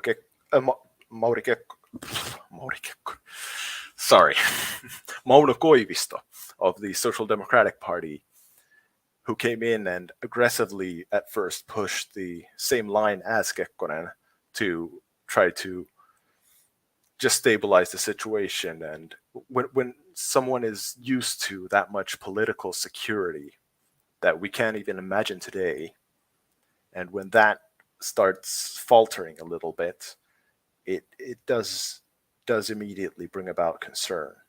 But the degradation of that has been so slow today that we don't even notice it anymore. Yeah, I mean, you can't, change the day he got into office. It'd probably land in trouble, right? Yeah, he was very much under pressure to not rock the boat at all, even though an aspect of this was the battle again between the media, who were criticized by him for reporting too independently on the Chernobyl crisis. And yeah, I mean, yeah, I laugh, but we talked about it earlier. The only difference is that the Soviet regime was a bit more honest about it. So yeah, you just don't say stuff bad. Soviet man good. And it's more honestly transparent that way because they don't try to fake it. They just... Yeah, that's what I mean. They don't have the cathedral system that dictates, what you're supposed to believe. You just know because it's been explicitly handed down. That's what I'm saying. It's not a decentralized system in the same way. Yeah, they don't use these psychological manipulation tactics. They just lay out the directives, the 5-year plan, the whatever. Yes. But Mauno Koivisto would be the man leading us through, the Berlin Wall and the dissolution of the Soviet Union, which was called by many politicians impossible as late as 89. Is that the next slide? Yeah, sure. Oh, but maybe not. Yeah, it's fine. This is in 1990. Okay. This is in 1990, and as you can see, this is a gentleman of Somali extraction. And quite quickly, when the Soviet Union dissolved, the Koivisto and his follower Martti Ahtisaari were big on, this true independence idea, and it manifested through very much involvement in the UN, for example. You can't pretty much find a photo of Martti Ahtisaari without him standing behind the UN, in front of the UN flag rather than the Finnish flag. He was more famous for that. And on the sign it reads, "Our intention is to go home if peace comes to Somalia." And of course, what is the state of They go Somalia home? today? They can never leave. They- It's they- just they- gonna they- stay forever. Yeah. They've never left. Yeah, the state of Somalia is that it doesn't exist anymore. Fair enough. I mean, yeah, I guess in that sense, they've kept their promise, or at least we'll see if they keep their promise someday. I don't know. Maybe their descendants will. Maybe. Don't hold your breath. No. But a big side effect from the breakdown of the Soviet Union was, of course, the YYA agreement. Most of the meat of the matter after the security dealings was economic deals, of course. First of all, economically tying Finland to the Soviet Union. And of course, after it collapsed, there was a gigantic, the biggest economic downturn in modern history. And it was only alleviated by the rise of Nokia, essentially. Right. Hey, I have a quick. I don't want to derail it back to the other one, but this picture that we have up here, is it a well-known photo, like in Finland? No, it's not. I mean, I guess it was a well-known photo at the time, but it's not iconic or anything. No, I'm just, it's one of those. Where did he get that sign? Kind of thoughts I had. Yeah, but at least it's not in English. Well, fair enough. It's actually for the Finnish media, and these people are in Finland. So Yeah. All right, makes sense. He's it's not in Somalia with a Finnish. Yeah, it's sign. not in Somalia with an English language. We're dying. Please help. Yeah, all right. Never mind. Keep going. So a lot of these politicians, with their mindset of vassalage, even though the spirit was this idea, the boomer truth of Finland is this idea of true independence and neutrality, especially the neutrality. It wasn't in their spirit to really actually go through with that. They were, psychologically programmed to actually be vassals. So if we move on to the next slide, they, of course, searched for a place to swear their fealty to. And they found it. Right. Oh, wow. By 57 to 43, you voted for yes to the EU. Yes. That's pretty strong considering this is like a referendum vote. Yes, it was. This is not just, I mean, I get it if it's the politicians that, we've been talking about. They seem to be very sort of scared of not being under someone else, but for the people to be this strongly in favor, I don't believe there was any fortifying. I think this is just. Oh no, I'm not suggesting that. I'm just surprised. No, yeah, you might be, because the idea. This is basically a nation coming out of a lot of the countries in the former communist world, Eastern Europe. There was a lot of pyramid schemes and all kind of scams going around after the regime fell, because people were so completely innocent to all these kinds of shenanigans, scams and Nigerian princes, and these all kinds of these Western and this extended to all kinds of Western institutions like the EU. This is just countries cooperating together. When you mean scams, you mean like multi-level marketing schemes? Yeah. For example, those this is pretty much common in all Eastern Europe, I think. they were completely rampant in the early 90s, just as they were in Russia itself, of course. Just a question: do you have any like demographic breakdown of the 57 against the 43%? Yes, I think there's some favorite some maps where it shows almost all of the south and west were for the big population centers. So I mean, that checks out. yeah, basically you can just check out all the regions that are geographically close to Germany. So that is pretty much it. And one of the major parts, of course, in this delusion of independence that was kept up throughout the Cold War was this idea of neutrality. So we had, of course, no need for lustration, the removal of communists from administration like every other Eastern Bloc country did.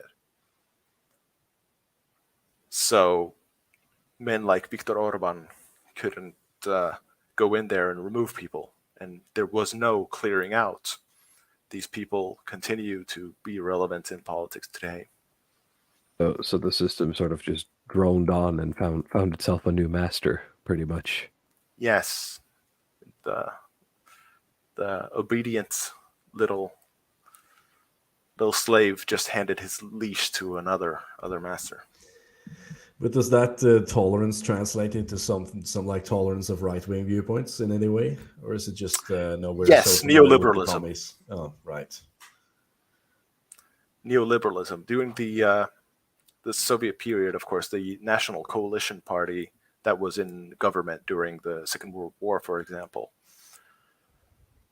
and that was the party of Paasikivi, but he was an exception. They were pretty much shut out of government during the Soviet period as fascists, even though that's not what they were. It's just that they were the most right-wing big party, so they had to have a boogeyman.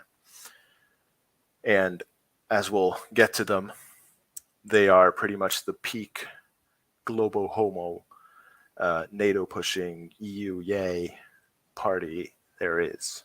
And yes, neoliberalism has its big stride. That's how we'll get our country out of this economic rut that we fell into after the Soviet ties were severed. And you said basically Nokia was enough to turn the tide on that? No, that I would say that's just a sign of it, big part of it. But no, it wasn't just Nokia alone. It was the general levels of investment from the West, of course, skyrocketed. So does Finland have any kind of natural resources to use in their economy, or is it basically sort of a skill-based first world country? Mostly it isn't that rich, but there is quite a lot of mining, nickel, gold actually, and I believe I'm not quite sure. Most of it is in Lapland, but it's not that much of a big part. For the most part, even during the Soviet period, it was high value added manufacturing. We basically turned the tables around with the vassal master relationship, where usually the United States was the high value added country that imported raw materials from their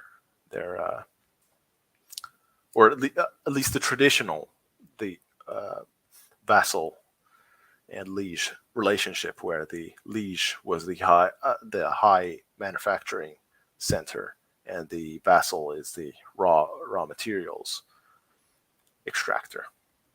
So Nordanon in the chat asks about the lumber.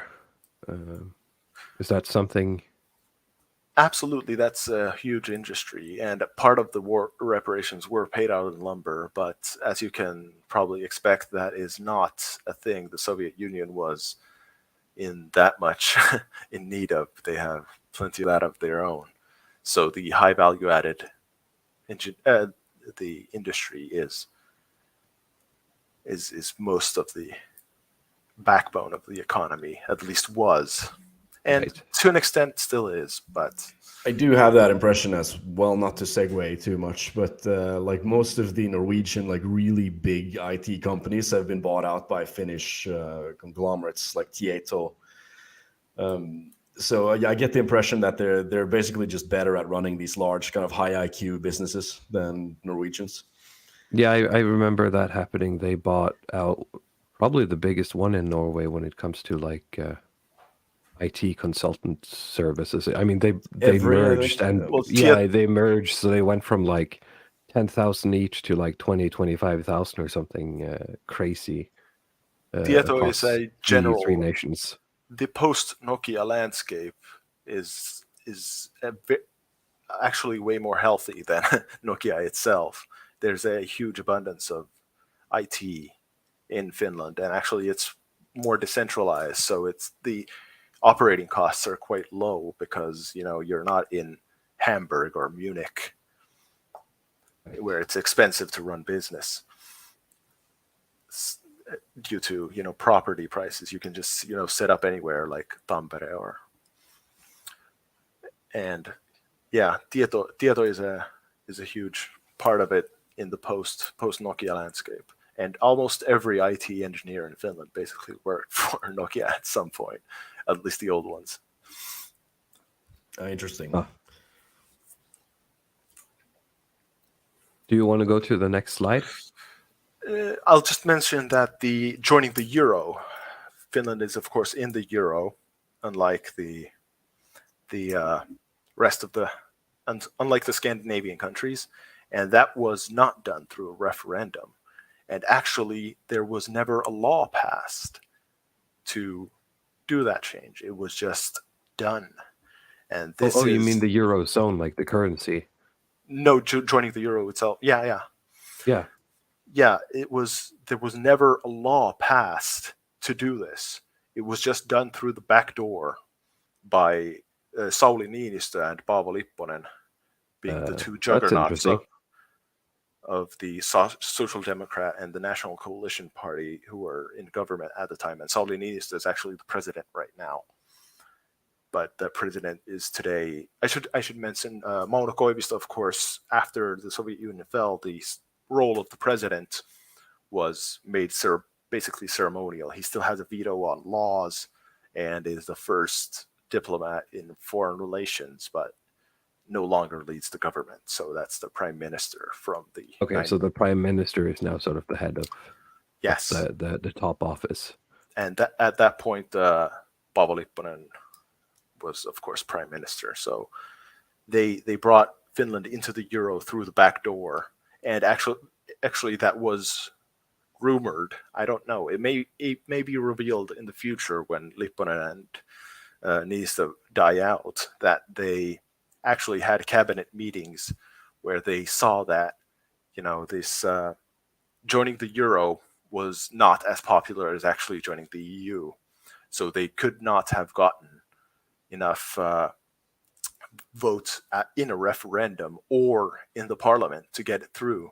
So they had to do these machinations to get it through the back door. And the consequences of that we'll see in the next slide. Surely, I mean, if we live in a liberal democracy, that shouldn't be possible. Yeah, that's... I could just send a strongly worded letter to my representative and this will surely stop. Right? Exactly. It must. I mean, the politicians are supposed to represent me. I'm sorry, I'm just having a bit of fun. At least that's what they say. Are we going to the next slide? Yeah, the next because slide. this one made me, when I put this together and when I saw you send it to me, it made me do like an oof out loud. Yeah, this is the... Oh, this is a bit hard to see. Maybe I can pull it up in a better... Yeah, well, you get the idea from this anyway, because this is the change in disposable income for these Nordic regions after the euro crisis in 2011 to 2017. So you can see that the Finnish economy even in their own figures of GDP and whatnot, has not recovered after the euro crisis to this day.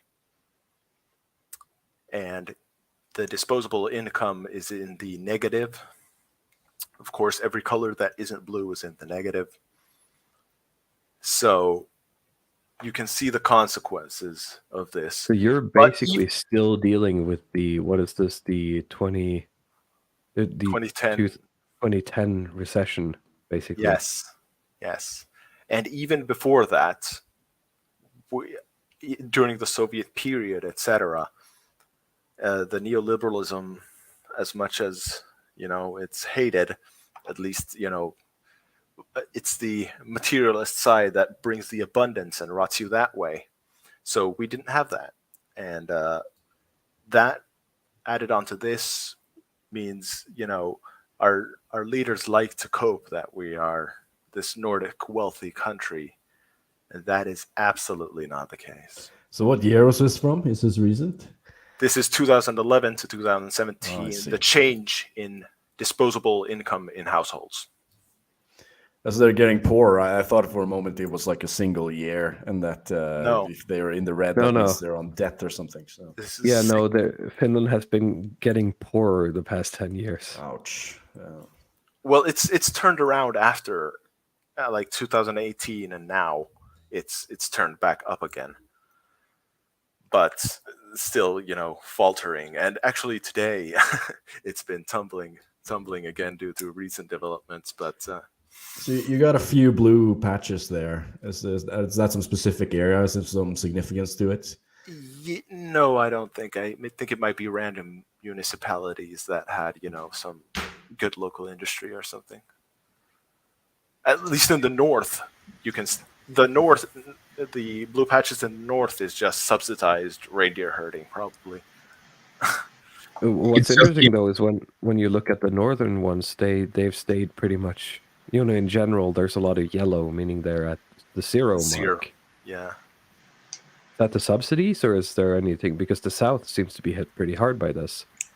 Well, it's the whole country, and you can see it's the countryside in the south, and the countryside over there in Ostrobothania and in Eastern.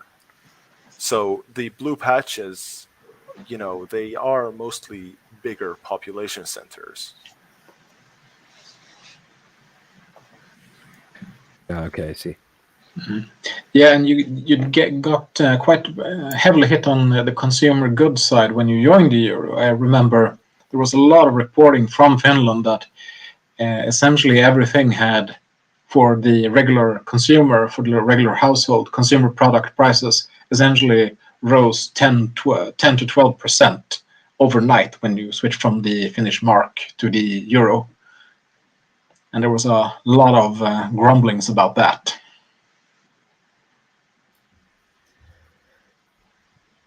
Just looking at Norway, not to derail too much, but I'm noticing like there's a large patch in the middle of Norway where it's like deep blue. I don't know. What do you think, Walrus? What do you think that increased I was going to say, I was just about to comment on that actually, because that seems to be, I'm not going to say in the middle of nowhere, but this has to be certain municipalities that deal a lot with tourism. And probably either Alpine centers or like German tourists. I suspect it has to be welfare. It has to be some sort of welfare thing because there's almost nothing happening in there's nothing there. So this has to be like organizations that are getting gibs. That was my point. Yeah, I think so too. Because the blue patch in sort of the center on the lower side of Norway, that's mountains and wild forests. Basically, there's nothing there. Yeah, you don't have to drop a lot of money in there to make a dent. And to be fair, it's a beautiful area. If you ever want to visit Norway, that's the place to go. And probably the western side as well, if you want the fjords and everything. But if you want the picturesque Norway views, these are the places you go. So don't sleep on it. But there's not a lot of economy there. Anyway, Yeah, and I'd just like to round off on the history with a general idea of what we have been doing in the last 30 years.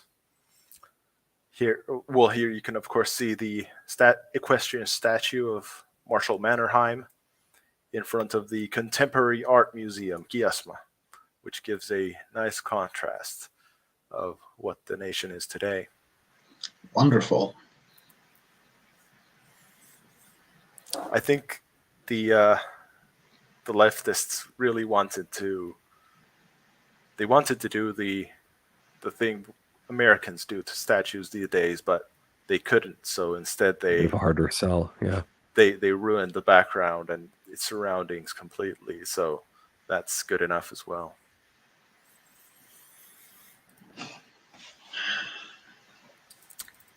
And as we saw with the previous picture, the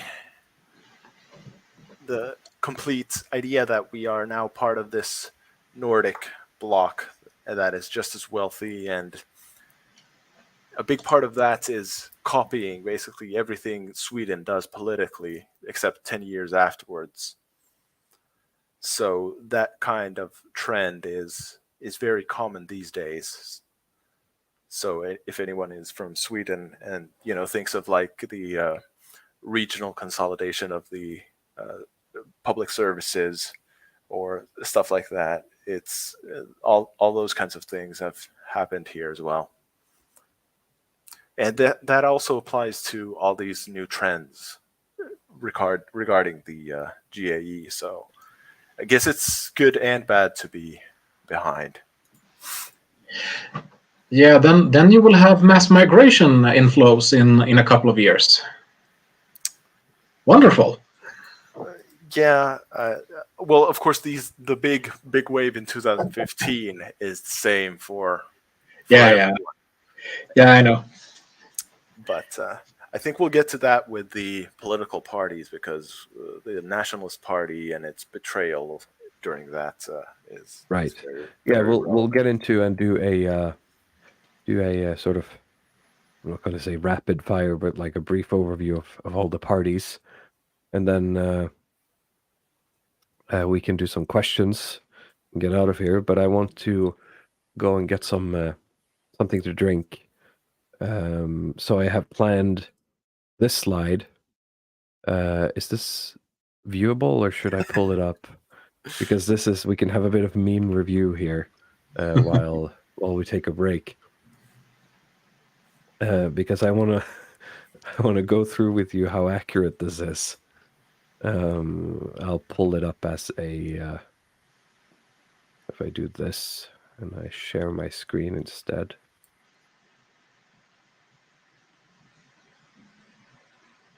Hang on a moment. Boomer technology. Let's see here.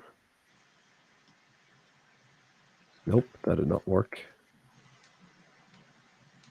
There we go. Okay. We share my screen.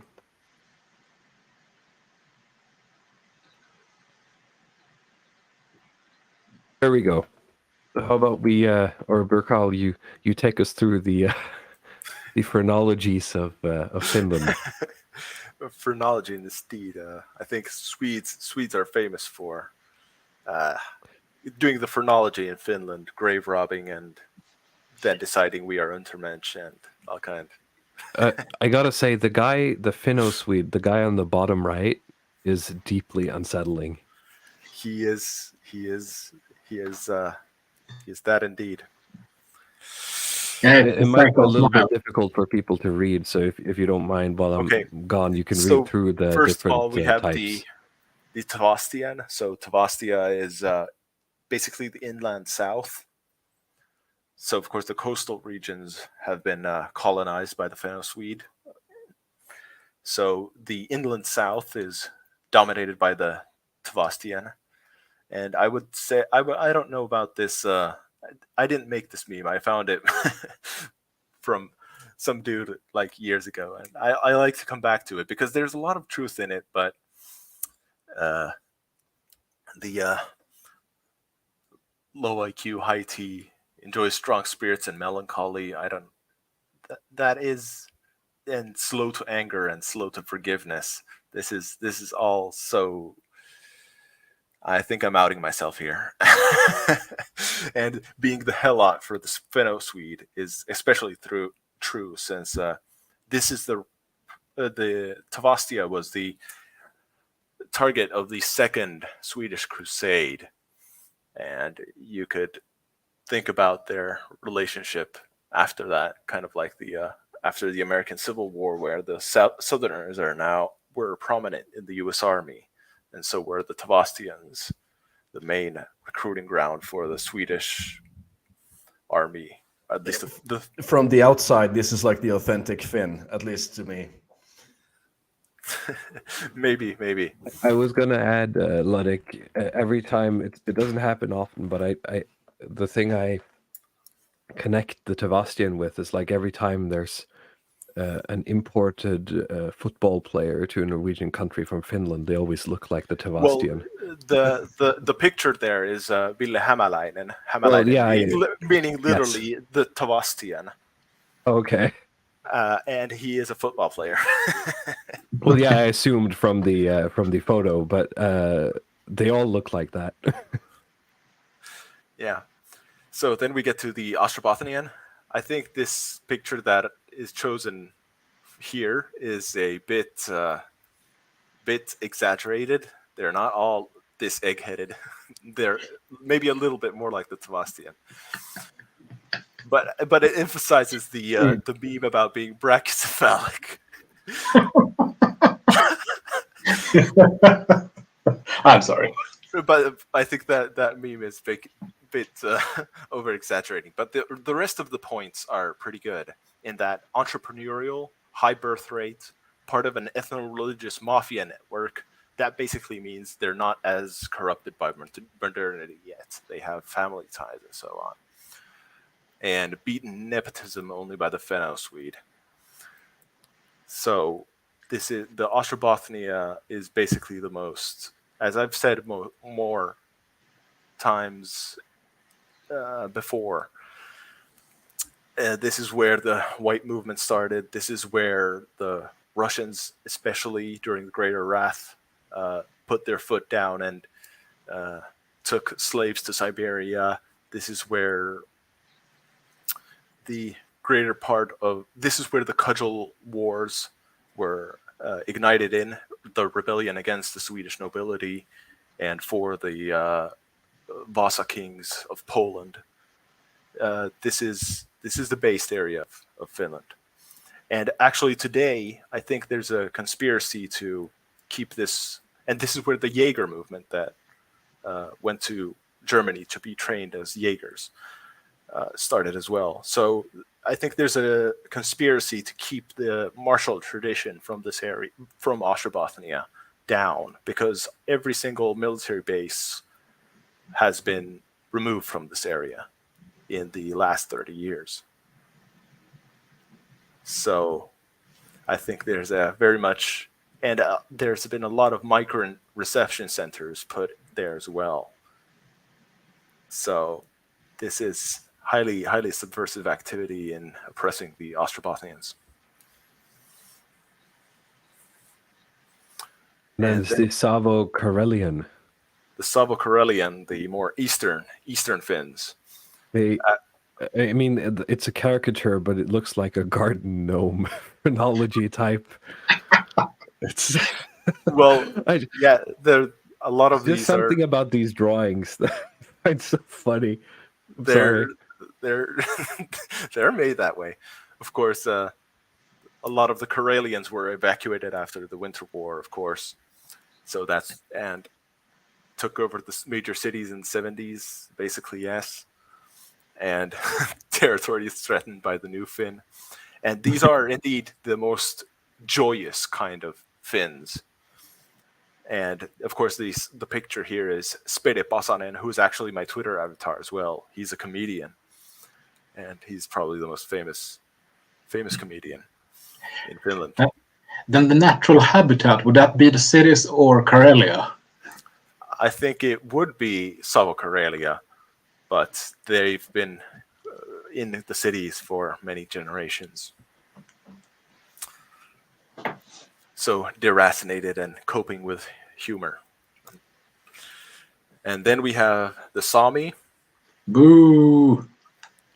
They rely on reindeer herding subsidies to the point that basically the reindeer population is extremely high these days. And actually that is theorized to be the reason why not many trees grow in Lapland, because all the damn reindeer eat all the saplings. So no new trees can be take roots properly. So, switch from hunter-gatherer lifestyle to living on government handouts. Rarely seen, surfaces only to protest infrastructure projects. That pretty much sums it up. And then we have our internationally known favorite, the new ex-country resident.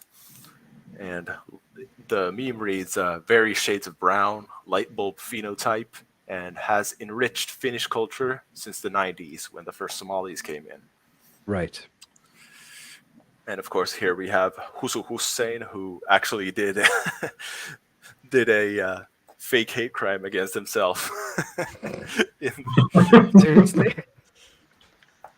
What was his name? The American. Jesse Smollett. He pulled a Smollett, yeah. Yeah, he pulled a Smollett in a smaller way. Well, what was the hate crime? It was basically some sort of racist threatening letter that he wrote himself. To myself in 2 years. Yeah. Was it a strongly worded letter? Yeah. It was. Have they investigated Sargon for this? It's almost a little bit too high IQ for Somalis actually to do something like that, but Yeah, I know. Not bad for trying. So probably would have been a king back there. Anyway. The IQ for doing a crime, Luddick, has to be high enough to do it, but low enough to realize you're not going to get caught, or that you're going to get caught doing it. So yeah, but it's like you have to find the sweet spot of IQ. Where... But it entails some understanding in terms of like he understands that you can sort of leverage that hate crime and actually gain some social status from it and might not get caught and so on. So it's not. It is the like same as the Smollett thing. The demand for racism is incredibly high, but the supply isn't there. So you've got to manufacture it. Yep. So. I think good evening, Mr. Sorry, I'm going to hijack for a second and say good evening, Mr. Green River. Sorry, go on, Leo. You have joined at the perfect time. We're at the racist part. Yeah, we're over the boring history. To everybody, every leftist has skipped left the stream. Nothing interesting. So now we can start with the banter. So then we get to, of course, the Roma. Some would use a more derogatory term. I don't know why. I mean, we're all Europeans here, and that's the joke, right? Yes, I mean, we don't get more. Actually, Finns aren't Indo-Europeans, so. No, but like in general, like if you want to bring out the fascist in a European, you talk about the Romani. So. Yeah, we got the our gypsy population. So the assimilation process been going on for 500 years with no sense of progress, of course. And he is in danger of losing his place as the most hated minority by, of course, the new Finn. I actually think that it hasn't happened yet. The Romanis are still the most prolific in crime stats and etc. So interesting. Yeah, we can see a prime individual of this category right there in the middle. Yeah. And then we have love how correct the caricature is. And then he must have drawn them from the photo, obviously, but no, I chose the photos to fit the caricature. Oh, you did?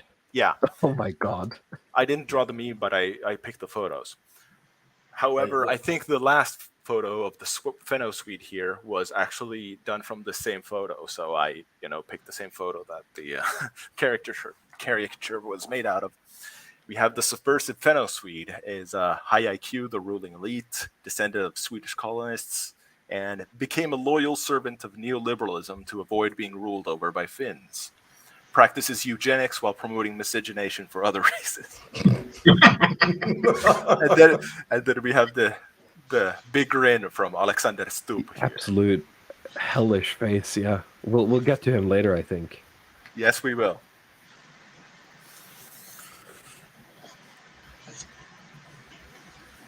Okay, so that was meme review. Let's get back to. Oh yeah, I included this as well as part of the fun times. Oh yeah, considering this is, of course, current events. This picture is from the year 2000, and in 2000 the president. What is going on in the middle here? What's that? That hand is very caring. It's of course a sign of true friendship, and as you can see, it's an honestly warm smile from Putin, as you can see, because he truly was the good friend of Tarja Halonen here, who was our president in the early 2000s. She is was of the president, of course, ceremonially today, doesn't belong to a party, but she was of the Social Democratic Party, and ever since, from the Civil War to today, the Social Democratic Party is still the most willing to do the appeasement, as you can see. And Tarja Halonen had a warm friendship to the level of Kekkonen and Khrushchev with Putin, although they didn't show as much affection, maybe because there was, sex dynamics that took in the way of being that friendly. He sadly couldn't do the same kind of wrestling as Khrushchev and Kekkonen did. No. But this illustrates does exist in Finland, this appeasement stance to this day. Mostly in the old guard of the Social Democratic Party, that is bit stepped aside now, but sorry, there's a bot in the chat. I'm gonna block him. And let's move on to the 2019 election. Yeah, so here we have an electoral map. You can see the green is big. Actually, you didn't use the picture with the seat numbers. Oh, right. You sent me one later. The fixed one. Yep. Sorry. I'll bring that up.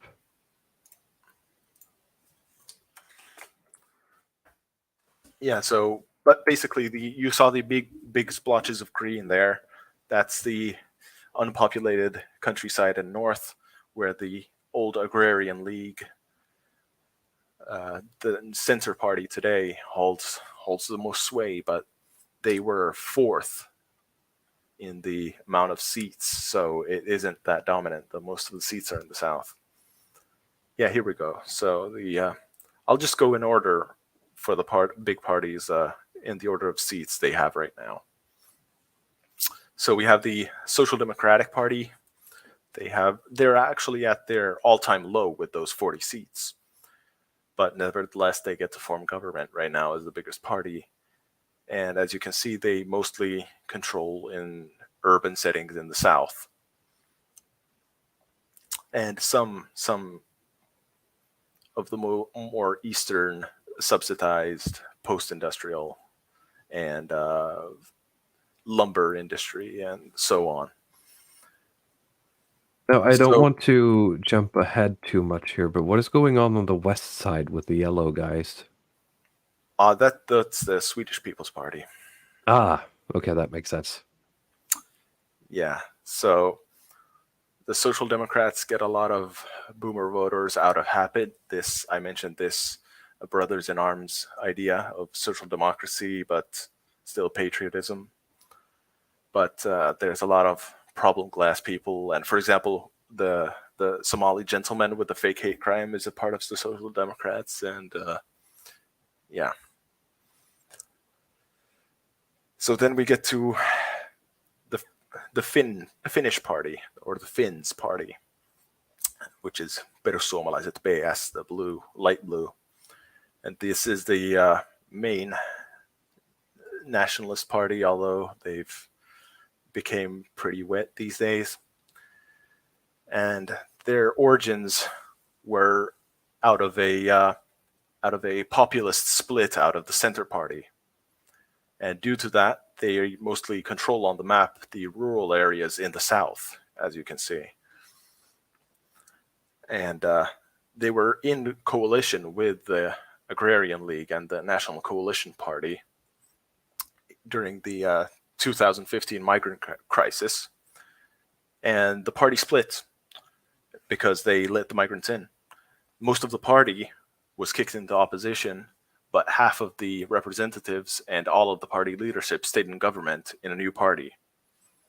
And the new party has not won seats since. Of course, they're not in the in this election here. They won literally 0 seats. So they got BTFO'd immediately. But this crucial step while in government, of course, brought in the refugee waves in 2015. They managed to sort of get in, do that one thing, and then got booted out. Pretty much. No, they didn't even do that. They literally they tried to show resistance against. Oh, sorry, they tried to show resistance against it. Okay, against the migrant wave. Yeah. And literally what the party leadership did is broke up the party rather than stop the migrants. Wow. Because they were party leadership were bought out, I think. And this is the closest you get to a right-wing party, mainstream party. After the split, they got a bit of a more spicy figure as their leader, one Jussi Halla-aho, who made some blog posts about Somalis. From some about very the new spicy. Finns? Yes, some very spicy. But he and in his actual policies, he hasn't been that strong. Although who knows? The most notable thing he does these days is post him playing his old trash metal albums that he did in the 90s.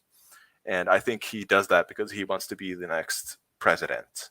And it's mostly a ceremonial position. So, you send politicians there to retire. Right.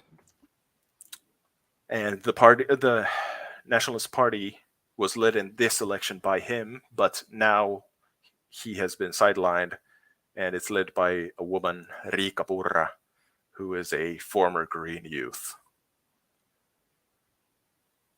That probably... And I won't elaborate anymore. That's probably going to end well. Yeah. So moving on, the KOK, K-O-K, Kokoomus, National Coalition Party. They are a party founded after independence as a consolidation of the Finnish party and the Young Finnish party. And basically that split was about the old Finnish party, which Paasikivi was a part of, was for appeasement to Russia during Russian rule. And the Young Finnish party was more classically liberal and Western and very hostile to Russia. And so these two parties, but were still both right-wing and fairly conservative. So they consolidated back into the National Coalition Party in the Independent Republic of Finland. They were the party that tried to organize the kingdom, but failed. So they settled for the Republic. And they're basically bourgeois personified back then and now. You just imagine the most stereotypical caricature, and back then and now, and that's what they are. And that's their identity. And the word bourgeois, porvari, isn't as derogatory as I guess you would think in somewhere like France. It's more a synonym for, he has money. I'm envious. Yeah. And they, in their history, is of course, trying to set up this monarchy and doing these lynches with the fascists in the 20s and 30s. But after the Soviet period, after being shut out, after embracing liberalism to the fullest extent possible, they are now the fullest global homo party, even though they are advertising themselves right now with slogans such as "heart to the right" or "my heart is on the right," even though they are the most global homo, NATO, hurrah party there is. So that's pretty much the tale of many of the right-wing parties. Yes. They've been sort of co-opted into counter-jihad, into wittingly or unwittingly furthering. Counter jihad isn't much a thing. You can pretty much replace counter jihad with counter Putin because he's not liberal. Okay. In the Finnish context, because of course Finland isn't But doing these any people call themselves military. right-wing. Yes, Finland isn't, of course, doing any right-wing. Finland isn't doing any military adventurism anywhere, so there's no counter jihad in that way. They are the party that most would bring in immigration if they could, and it was basically them who forced the nationalists out of government during 2015. I see. So nothing more there. Center Party in the green, Kesk or Keskusta, the former Agrarian League. Now this was founded by the Santeri Alkio, as I mentioned earlier, who was this quite a bit, I have in my notes, a more dour and calm Jefferson. And this devoutly Republican peasant, not peasant. Well, I guess it's more peasant in the Finnish context, but this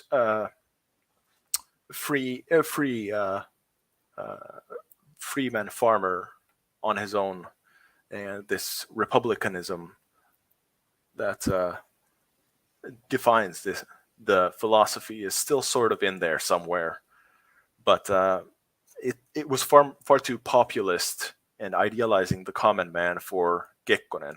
Kekkonen was of this party, but he had to, of course, during his reign, purge the populism, and that is where the Nationalist Party actually got its roots from. So they've basically copied their electoral strategy as well as their name change to the Center Party from the Swedish Similar Party. And they were the government leaders when the refugee wave came in 2015. And you can see... In a sense, would this be the most populist party of all of them? You could say. For example, my grandparents, they religiously vote for them. I can't do anything. It's just not possible. No, it's we don't expect. It's going to be hard to change the boomers, so to speak. Yeah, but as you can see on the map, they have the most. They still dominate the municipal scene, since the little lines here are all the municipalities, and they control a lot of them. But they don't control a lot of the population, since they are a rural party. So that's why they have relatively less seats, and they're also basically on the downturn as well, like the Social Democrats. And then we have the Greens, and my notes here basically just say that everybody knows what the Greens are internationally. Yeah, looking at your notes, it's nothing new. Yeah, they're everyone watching this stream should know what the Greens are. But if you just imagine a synthesis of the punk rockers we saw in the history slide with, climate change, that's basically it. Yeah. Then we get VAS, Vasemmistoliitto, which would be Left Alliance. Now, this is the inheritor of SKDL. It was founded in the 90s in its ruin. And SKDL collapsed basically because they ran out of Soviet money and were in heavy debt. So they jumped ship and founded a new org, basically. And you can see it for a few cities here, like Kemi in the north there, and individual towns like in the middle. I don't remember what city that is. It's not a huge one. But they control some of these old factory towns that were extreme pockets of Red Guard in the Civil War, for example. Those were surrounded and quickly destroyed by the whites back then, but you can still see the blood runs deep. But I think they've been pretty much subverted in the party leadership, because the party leader is someone who has an Antifa sticker on her laptop. Oof, I don't know what's worse, the Antifa sticker or the fact that she put it on her laptop. Yeah, and she doesn't really hide it. So they have a lot of support in the urban areas as well, and you can see these few remnant cities where the boomer workers who like to still recall their ancestors who were lynched in the 20s and 30s by the whites in the Civil War. So they still vote for them out of fealty. Right. So it's straight up commies, really. Yeah. The leader, Lee Anderson, has, as you can see from the name, Lee Anderson, a Finno-Swede. Yeah. She has openly said in some interviews where she has been really pressured that I adhere to Marxism, etc., etc. So it's not, they don't openly state it, but there was a funny meme actually when these the Corona spending budgets were sent off. One of the former leaders and current representatives in the parliament, Paavo Arhimäki, was memed to hell by there's Lee Anderson. There she is.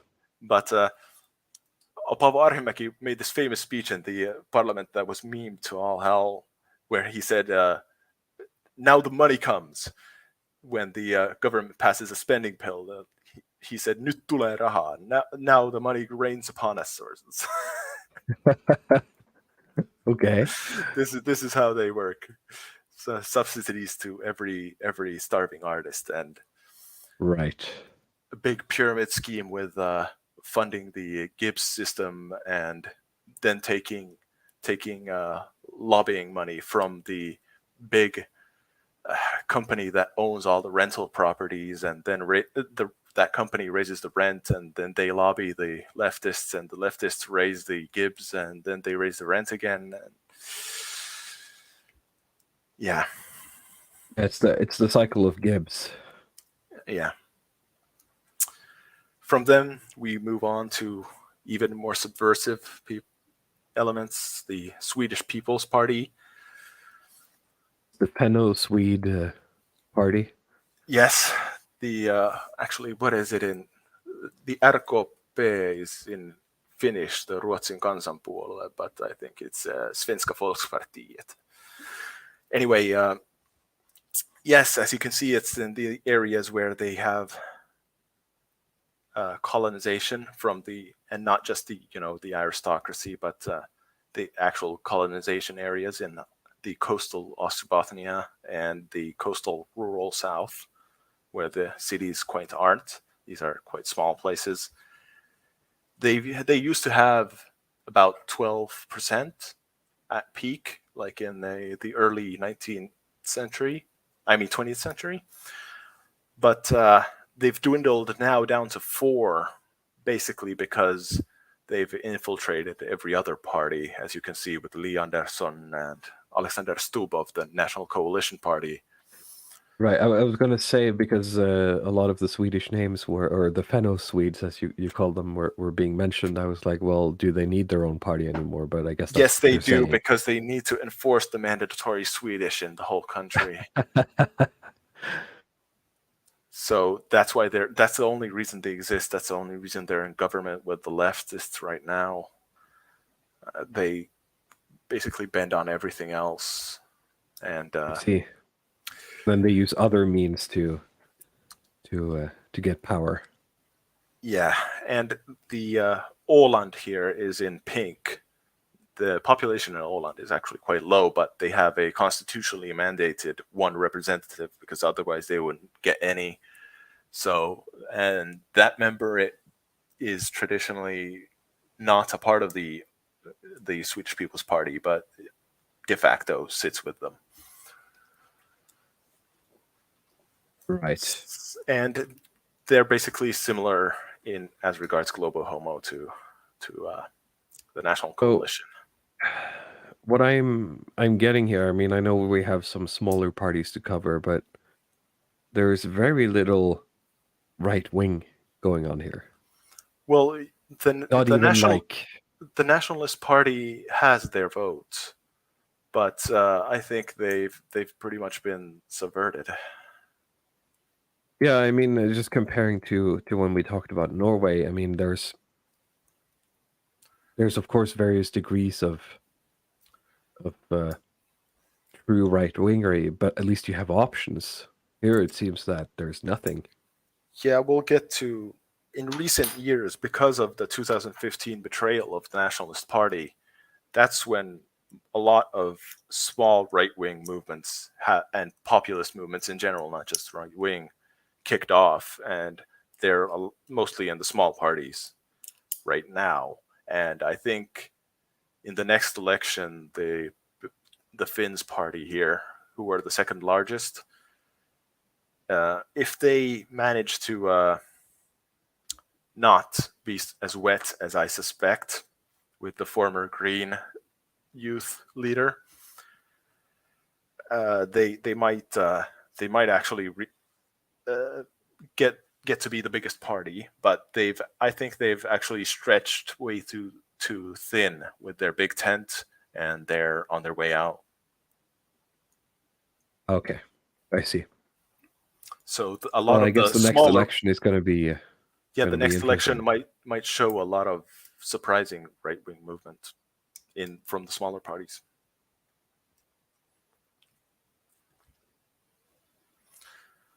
Okay. I think as regards the smaller parties, I'm probably going to skip some of them because they're... Yeah.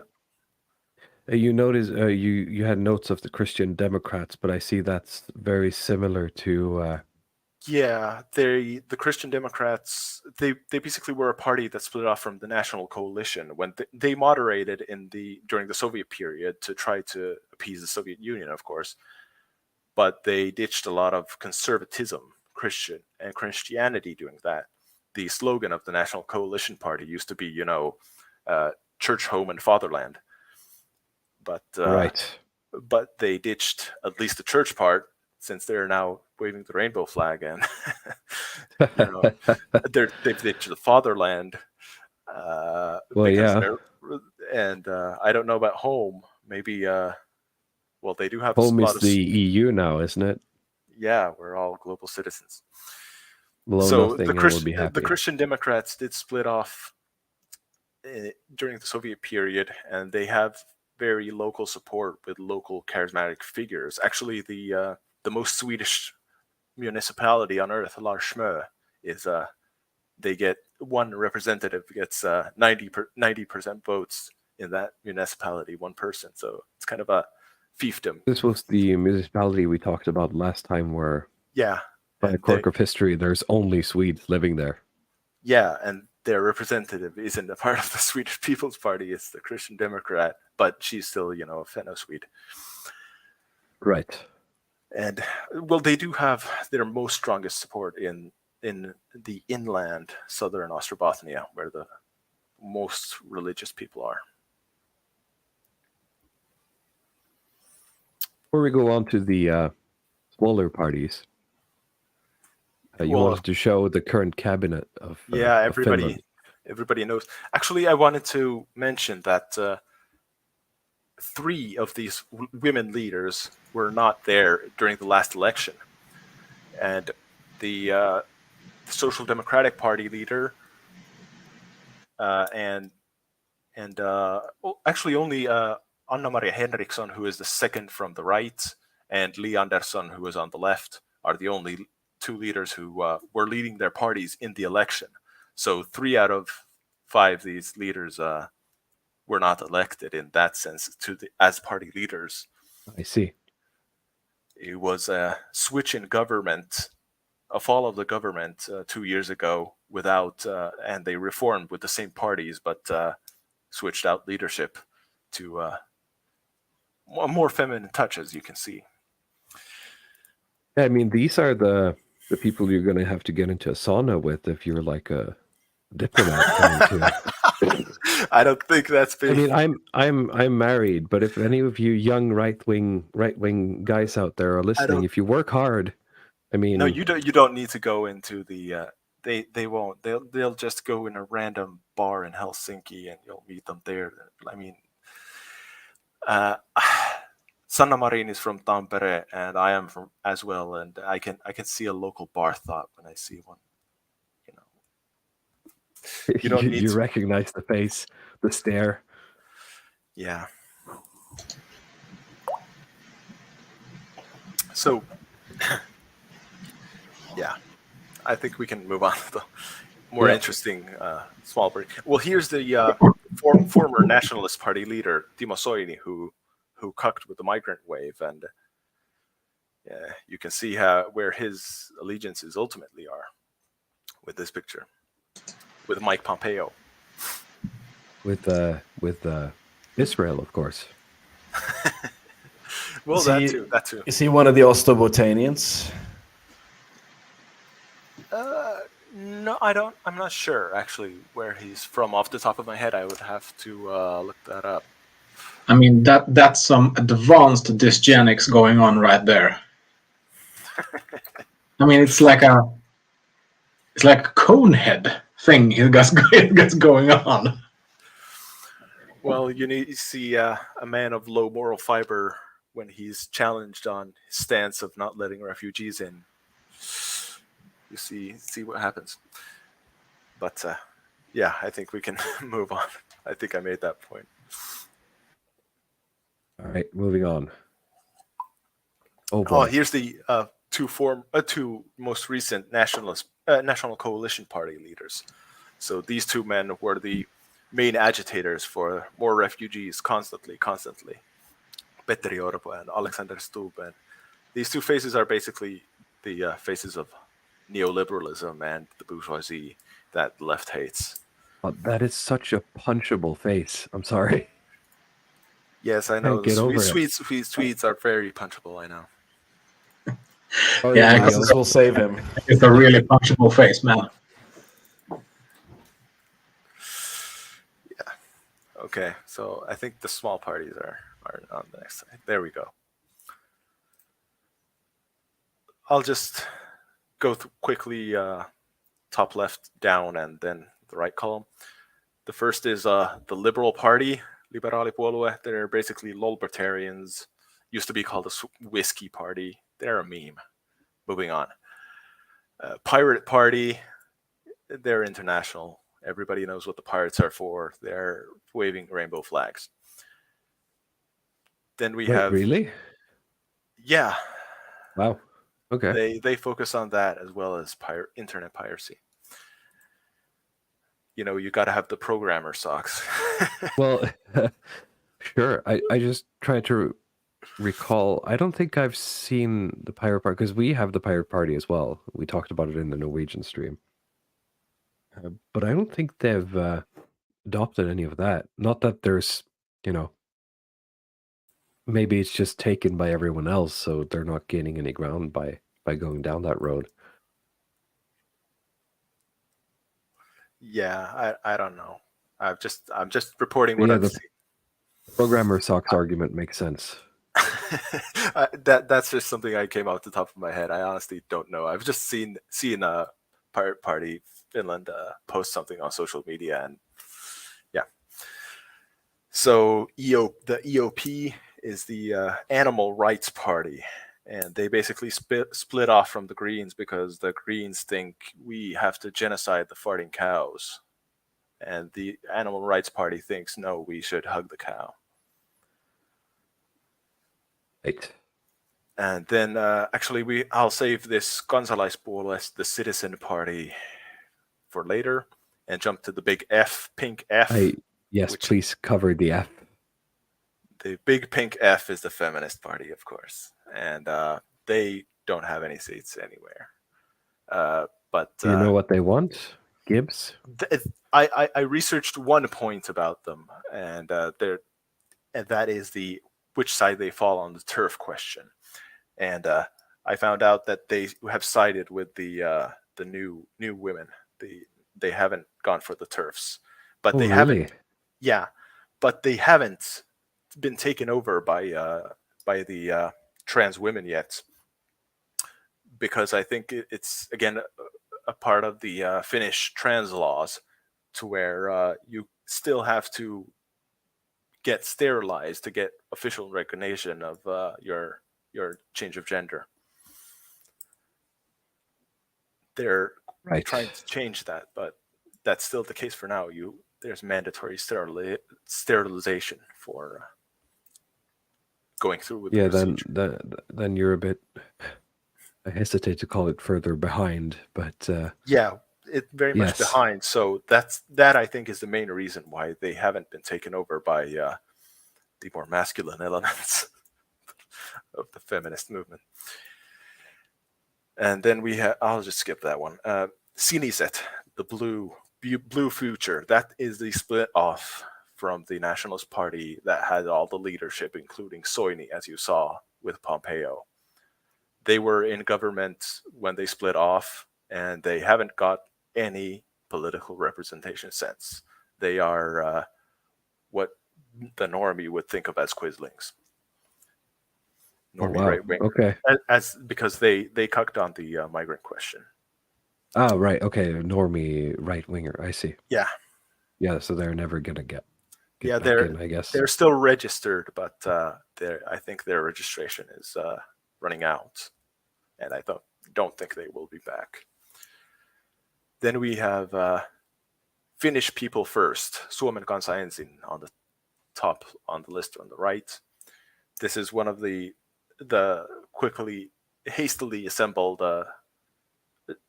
party on Trumpian energy, but I think they were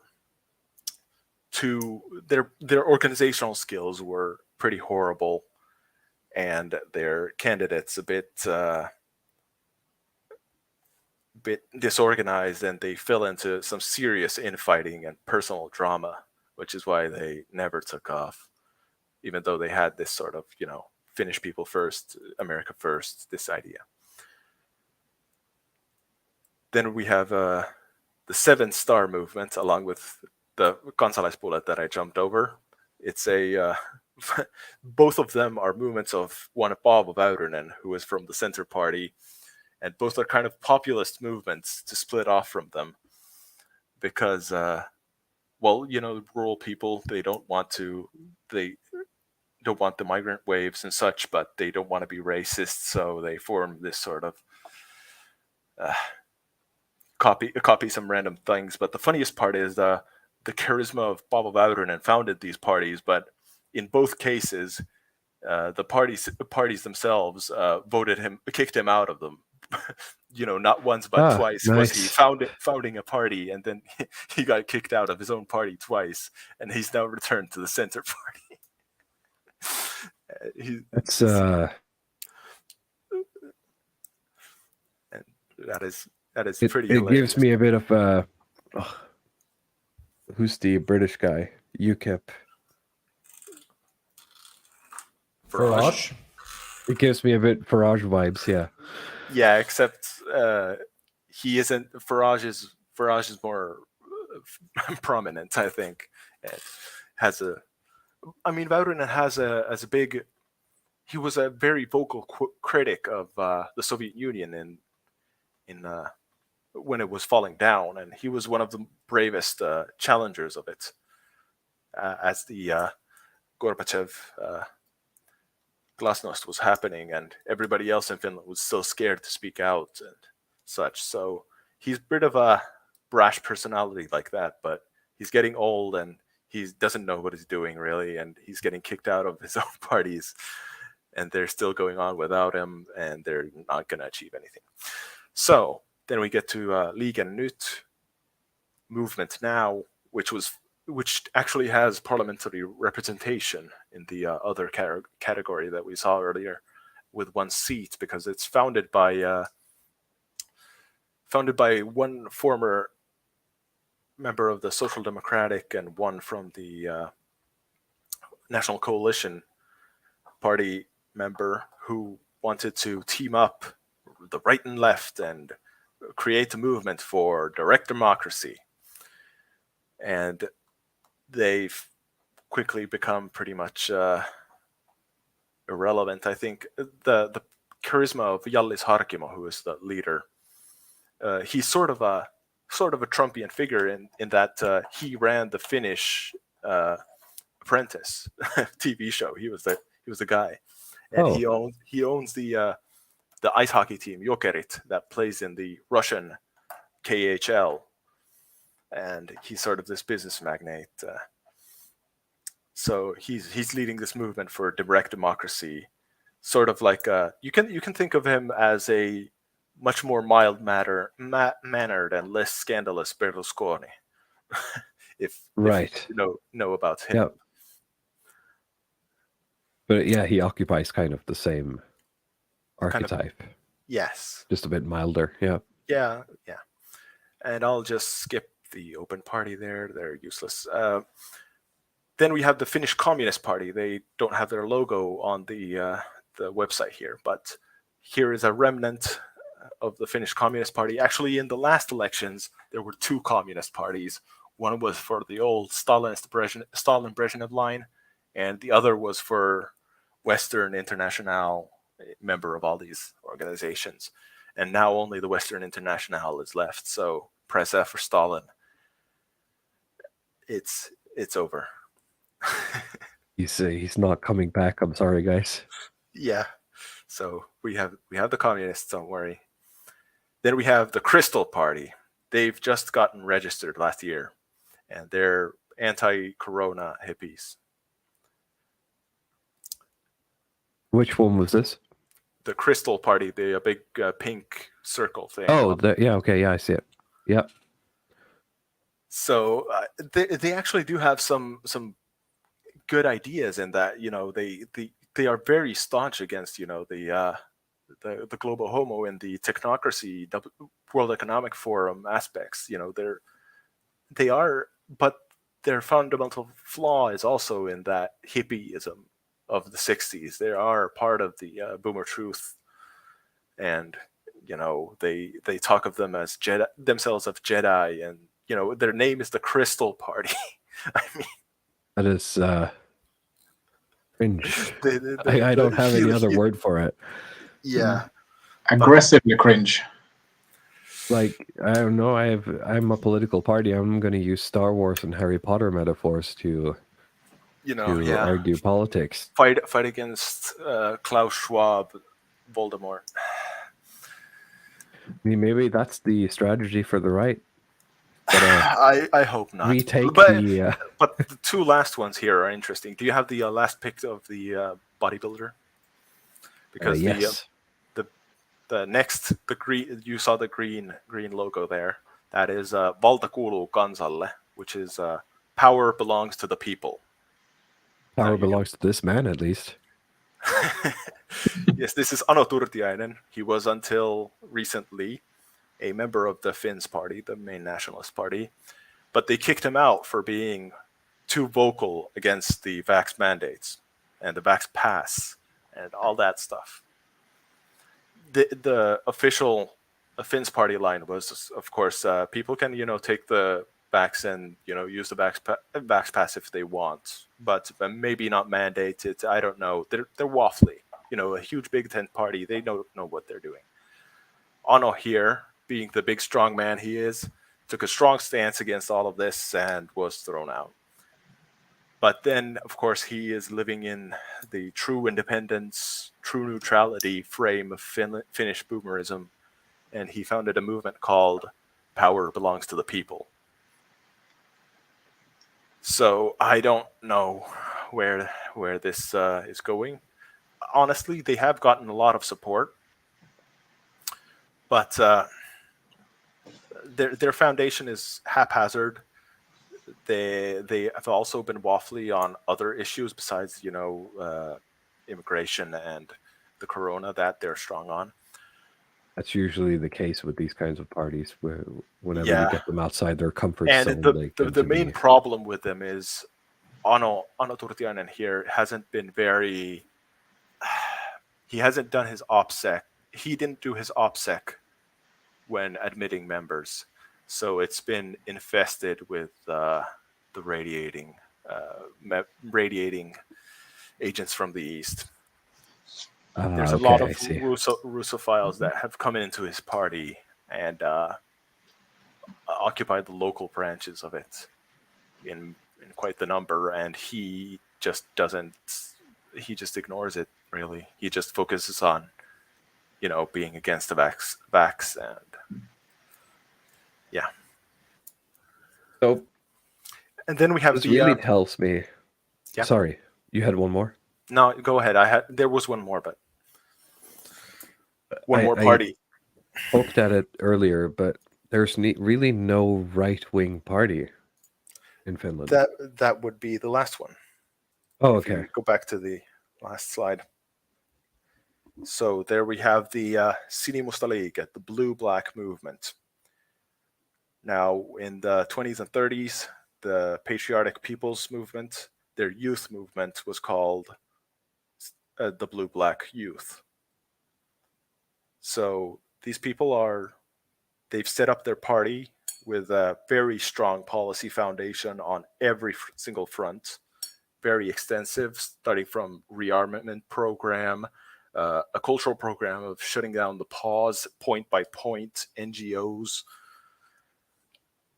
flush them all out, leave the EU, leave the UN, leave the Ottawa Treaty against infantry mines, implicitly states the family as a basic unit of society rather than the individual. They want to found an ethnic registry of every single person in the country, just like America does. So they want to expel not only refugees, but guest workers. They want to reform the criminal justice system into, a life sentence, meaning a life sentence. That is their official party platform. But as you can see with the logo and aesthetic, they are kind of a revitalization of the of one of their members literally stated on Twitter that I am a fascist. Right. So they have some optics work to do. They've actually been mostly very good. It's just this one person, you could say spill the beans, but How big is this party, like, effectively, actually? they actually have not yet gone through the process to be officially registered. They haven't got through Okay. yet. That's how few they are. Yes, but I actually think with the work, they have much more of a policy foundation, an ideological foundation than any other of these small parties. They have actually done see. the baseline work that So none the of these future have. is interesting for Even if Finland. they don't get registered, I think on this foundation something else could come up later. So because you said all of these other parties had been split off, and so, like, it's, it's all coming together the next election, Yes. really. yes, this is the only one of these small parties that is serious, I would say, even though they're not. They've actually been having problems with getting registered as a party, as you would imagine. But I mean, if they're actually good on every point, what that's going to One- turn out to be is well, probably one of that they're going their to be more- shut down the moment one they of walk the in the door. one of the points that I would say would quiet down the based things in chat is that they support a universal basic income to flush out the Gibbs problem, without causing instability by having junkies Right. running around without their fix and attacking people. Now, one thing I often hear when we talk about universal basic income here is that Finland has done experiments with that, but they've been rather unsuccessful. Do you know anything about that? Yes, but I think That might be a topic for another time. when yes, it might be a whole stream on its own, but the general point about those trials is that it's no different to the Gibbs in general. So the situation is bad now, but instead of having because the current system, if you start earning money in the current system, you lose your Gibbs immediately. And you lose your Gibbs if you save up. So you basically have to spend your Gibbs in the current system. If you start saving up capital, you lose your Gibbs. So this UBI arrangement, they have said, and they have explicitly stated so, is only for the purpose of destroying this trap and incentivizing people to do even the tiniest bit of work once a week or something, to start building up a capital base, and they don't lose the Gibbs if they start earning money like they do in the current system, and eventually it could be phased out. That is what they say. So their intention isn't, They're looking at it as a practical solution. Yes, to not cause instability is the explicit statement. All right. Okay, I think we've been through. It's been over 3 hours. Wow. I have collected some questions from throughout the stream. So we'll go through these, and we'll probably get off for the night. I need to go to bed soon because my meds are wearing off. Let's see.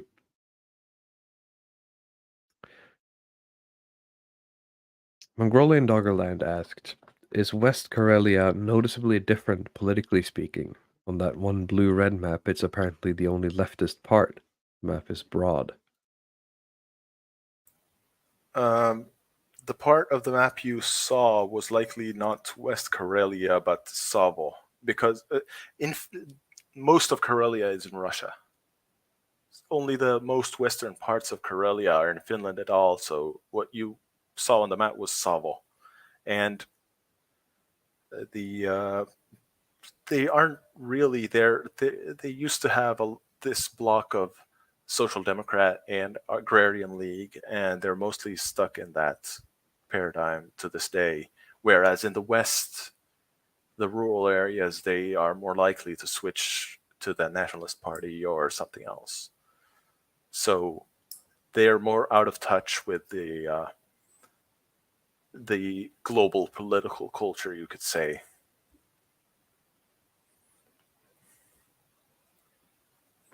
Okay. Celis asks, does Finland have much natural energy resources like Norway? Oil or coal? No. We have nuclear reactors that we import uranium for. Actually, currently, all the nuclear reactors are of Finnish make, but more are on the way, but they are on contracts to a company that is owned by Rosatom, which is the Russian nuclear provider. So that has been, in the recent days, due to Putin's invasion, been a topic that's come up in the news. Yeah, they're probably going to be hit by the the massive blunderbuss that the EU Parliament is preparing to aim at Russia and partially on itself. As the economic sanctions. Yeah, it's. I don't know what they are really thinking about that, because I mean the fall, sure, it will hit Russia, but it will hit the European populations harder in some senses. I think it's the strongest weapon they have, and I read this really good post by Ennis Leon on Substack. I'm see if I can find it, about the truckers and like why the truckers are effective. And it was a very good like insight into how does the managerial machine or mind operate, and the sorry, and the effects of that. Let me see if I can find it. I'll post it in the chat. It's like that old Shrek meme. Some of you will die, but that's a price I'm willing to pay. Right, it's a bit of that, but it's also like they're not in a position. I mean, this could age like milk. Is that the saying? But I don't think they're in a position where they're just going to go to war. No, Because absolutely not. Because that's also not how they think. They don't think in that sense. They don't think in the same lanes as someone like Putin. No, they're foxes, so to speak. Right. Yeah, they're foxes. The only one with an army really is in Europe. It's already the Brits, the French, and that's about. Well, the Poles have a lot of men, but they have shit equipment. And there's some NATO bases with U.S. troops, etc. But again, the U.S. is being led by a fox. So Russia is being cancelled. That's their strategy. So far, yes. We'll see how it pans out, but that's the response so far. But they put themselves, just a very quick point. It seems to me, at least, they've put themselves, as at least the sort of industrialized countries in the West, in a position where their economies are just entirely this kind of like service, finance, software-based economies. And I mean, you can throw a lot of sanctions at Russia, but what are those sanctions? It's like, oh, well, we're going to deny you financial services, and you can't use our software. I mean, yeah, you can't use like Apple Pay and that kind of stuff. When they have the farms and the natural gas, I think they're in a lot stronger position in terms of fighting the war. And it's like, okay, the line is going to go down a bit, but what is that going to do in the long term? Yeah, I don't think I mean, after all, Russia has been planning this essentially since I mean, the seeds of this conflict started in 2008 in the NATO conference, when Russia first drew its so to say its line in the sand, and the Americans took that like some sort of odd provocation.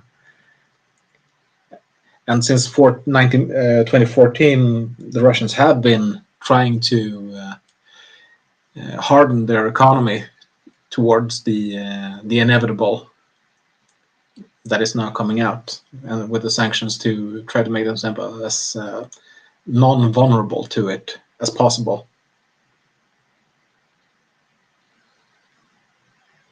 Yeah, that seems to have been their strategy for quite some time, and well, it seems to be paying off now, I guess.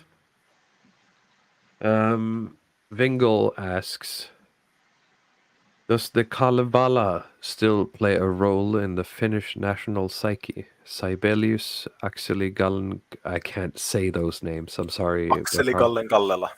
Yes. Well, actually, those are Finnicized names from Swedish, so I think you should be able to. But anyway, okay. The Kalevala was compiled by Elias Lönnroth in the 1700s and 1800 in the 1700s, yeah, and it was a collection of the pagan oral tradition. However, of course, as a Christian man, Lönnroth did his own modifications to them. And it is not the shamanistic and not as polytheistic as you might, as it actually was, the songs and the teachings and so on. So the Kalevala is very much kind of astroturfed nationalist symbol for, Finno-Swedes to think of when they were under Russian rule. To, I think one of them famously said, we are unable to be Swedes, we don't want to be Russians, so let us be Finns, I think is a famous quote.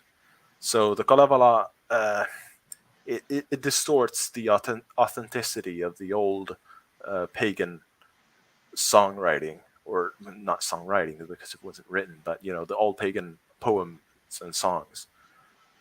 So it is, of course, beautiful poetry, but it is, of course, discarded as old fuddy-duddy. And even this criticism I have of it is extremely reactionary, because most people would, of course, think of it as, that's a thing before, we got all these cool things like industrialism and stuff. So these things, I think they are on a surface level, yes. Sibelius is celebrated as a figure in the national psyche as long as the nationalism is about defending liberalism against Russia. And not actually nationalism. Yeah, that sounds about right. That's usually when they roll out the old icons. Yep. Why are there so few Agrarian Party voters in Western Karelia? And what is their present-day relationship with Russian Karelia? Maybe you answered this already, but... They're social democrats. And they're part of because Kekkonen's appeasement policy was so strong that it didn't run well with the Brothers in Arms coalition. So they went for the social democrats, who were more patriotic at the time. And that tradition, of voting for the social democrats carries on to this day, because they're in the East and they don't feel the grips of modernity as well.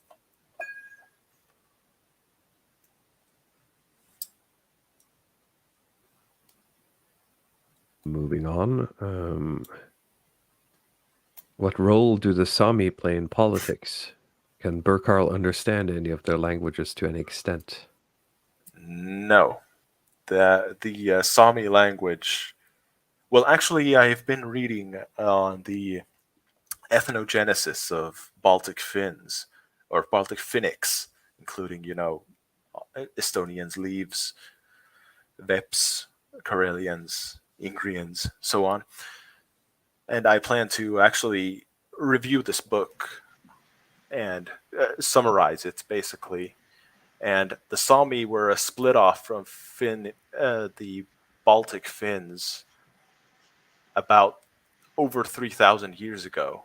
So that's a lot of language evolution to bridge. And so, no.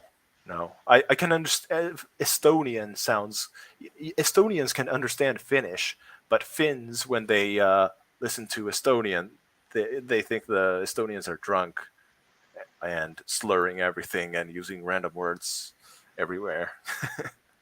So no, Sami it's almost incomprehensible. Yeah, I think it's the same for me as well. It's simply through loan words in Finnish, I can understand more Russian and Swedish than I can Sami.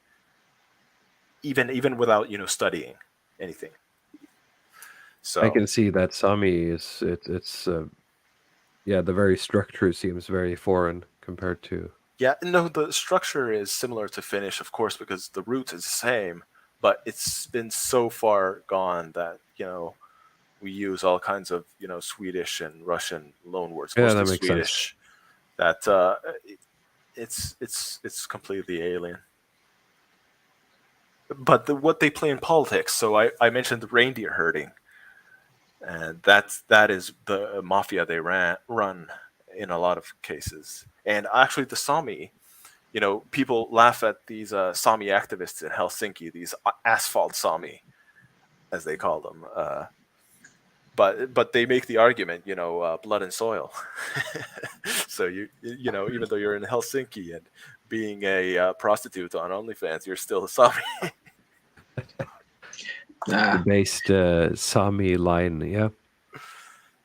Yeah, it's also kind of rich of being the group of people who entered the Scandinavian peninsula last, laying claim to being the indigenous people.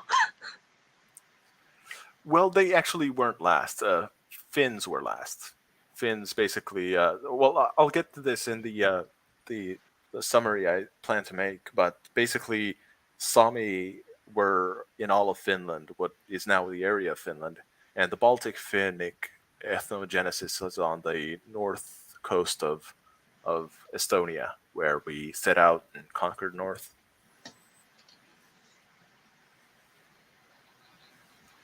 Okay, let's move on before. Yeah, I fall get asleep into here. I get into the Neolithic period. It's not because it's not interesting. I'm just getting tired. Yeah, it's late. Considering how past Finland is politically, was there any backlash to the relatively based 2017 production of The Unknown Soldier? And no, actually, because the film is a very strong tradition. Even there has been 3 versions of that. The first one was made in 1952 or 6. I don't remember which. But anyway, because this one is just a modern remake with better sound effects of grenades, mortar exploding. So, yeah, the nationalism is, of course, because they're fighting Russia. It is it is directed into the liberalism to some extent, but mostly because the story itself is not some jingoistic thing at all. The writer of the original novel, Väinö Linna, was very sympathetic to basically the sort of patriotic Red Guard faction that didn't really want to revolt at all. The ones who, as I mentioned early in the stream, said the Lord's Prayer when they were getting executed in the Civil War. This kind of, sort of leftist, but really didn't want to betray their nation type of perspective. And that is a big part of those types of characters are a big part in the story. So no, there is no backlash. Interesting. You think that's something that would be, gradually phased out, so to speak? It might, but luckily hasn't for now. Yeah. What are the barriers to setting up a party in Finland? Is the situation comparable to PA in the UK? I'm not No, quite sure. I think they have some. They've gotten through the most difficult part, which is getting their party program approved by the. I don't remember what authority it was, but that was the most crucial part, and they've gone through that.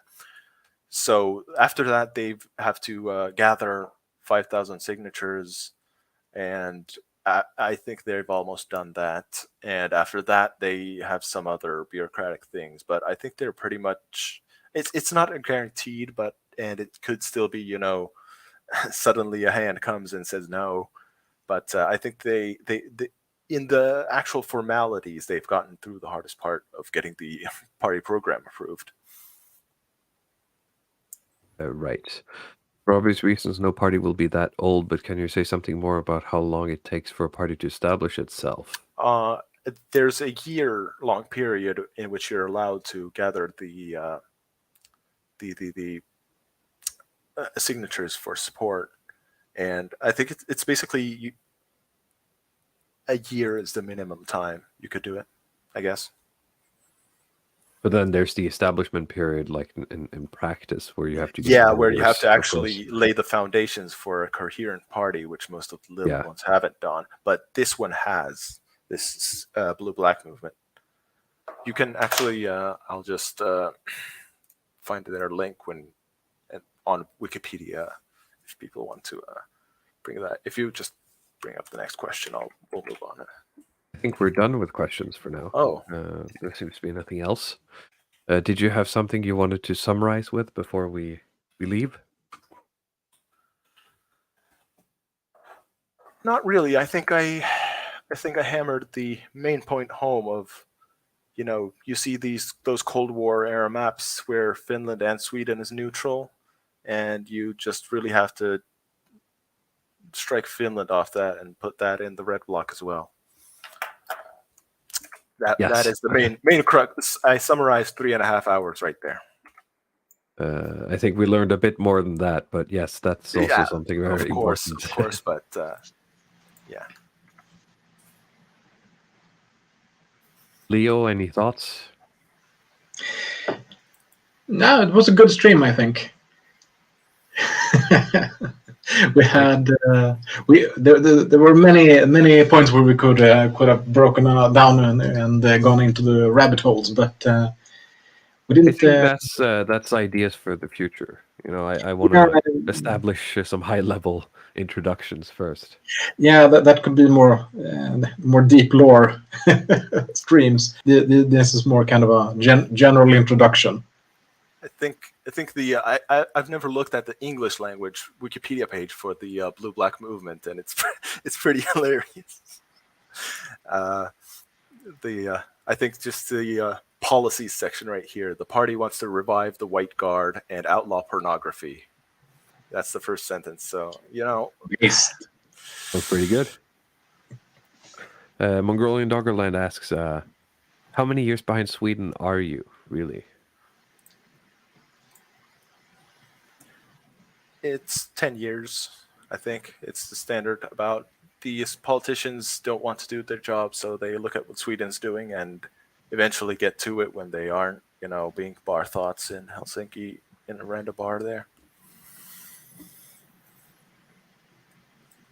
Right. Well, you have at least 10 years left before things start going south, I guess. Yeah, before the grenade attacks. No, on this timeline, you are actually 4 years out until the hand grenades, because the hand grenade thing is over here. Ah, I see. Okay. Yeah, it's been a long development. Yeah, so we're pretty close then. Yeah, so look out for green little things that come flying. I'll get my my ballistic vest ready. Yeah, you'll need the one with the groin and ass flaps. So that's the biggest problem with grenade shrapnel. Really, it's the groin region. So keep that in mind. Thanks, Sweden.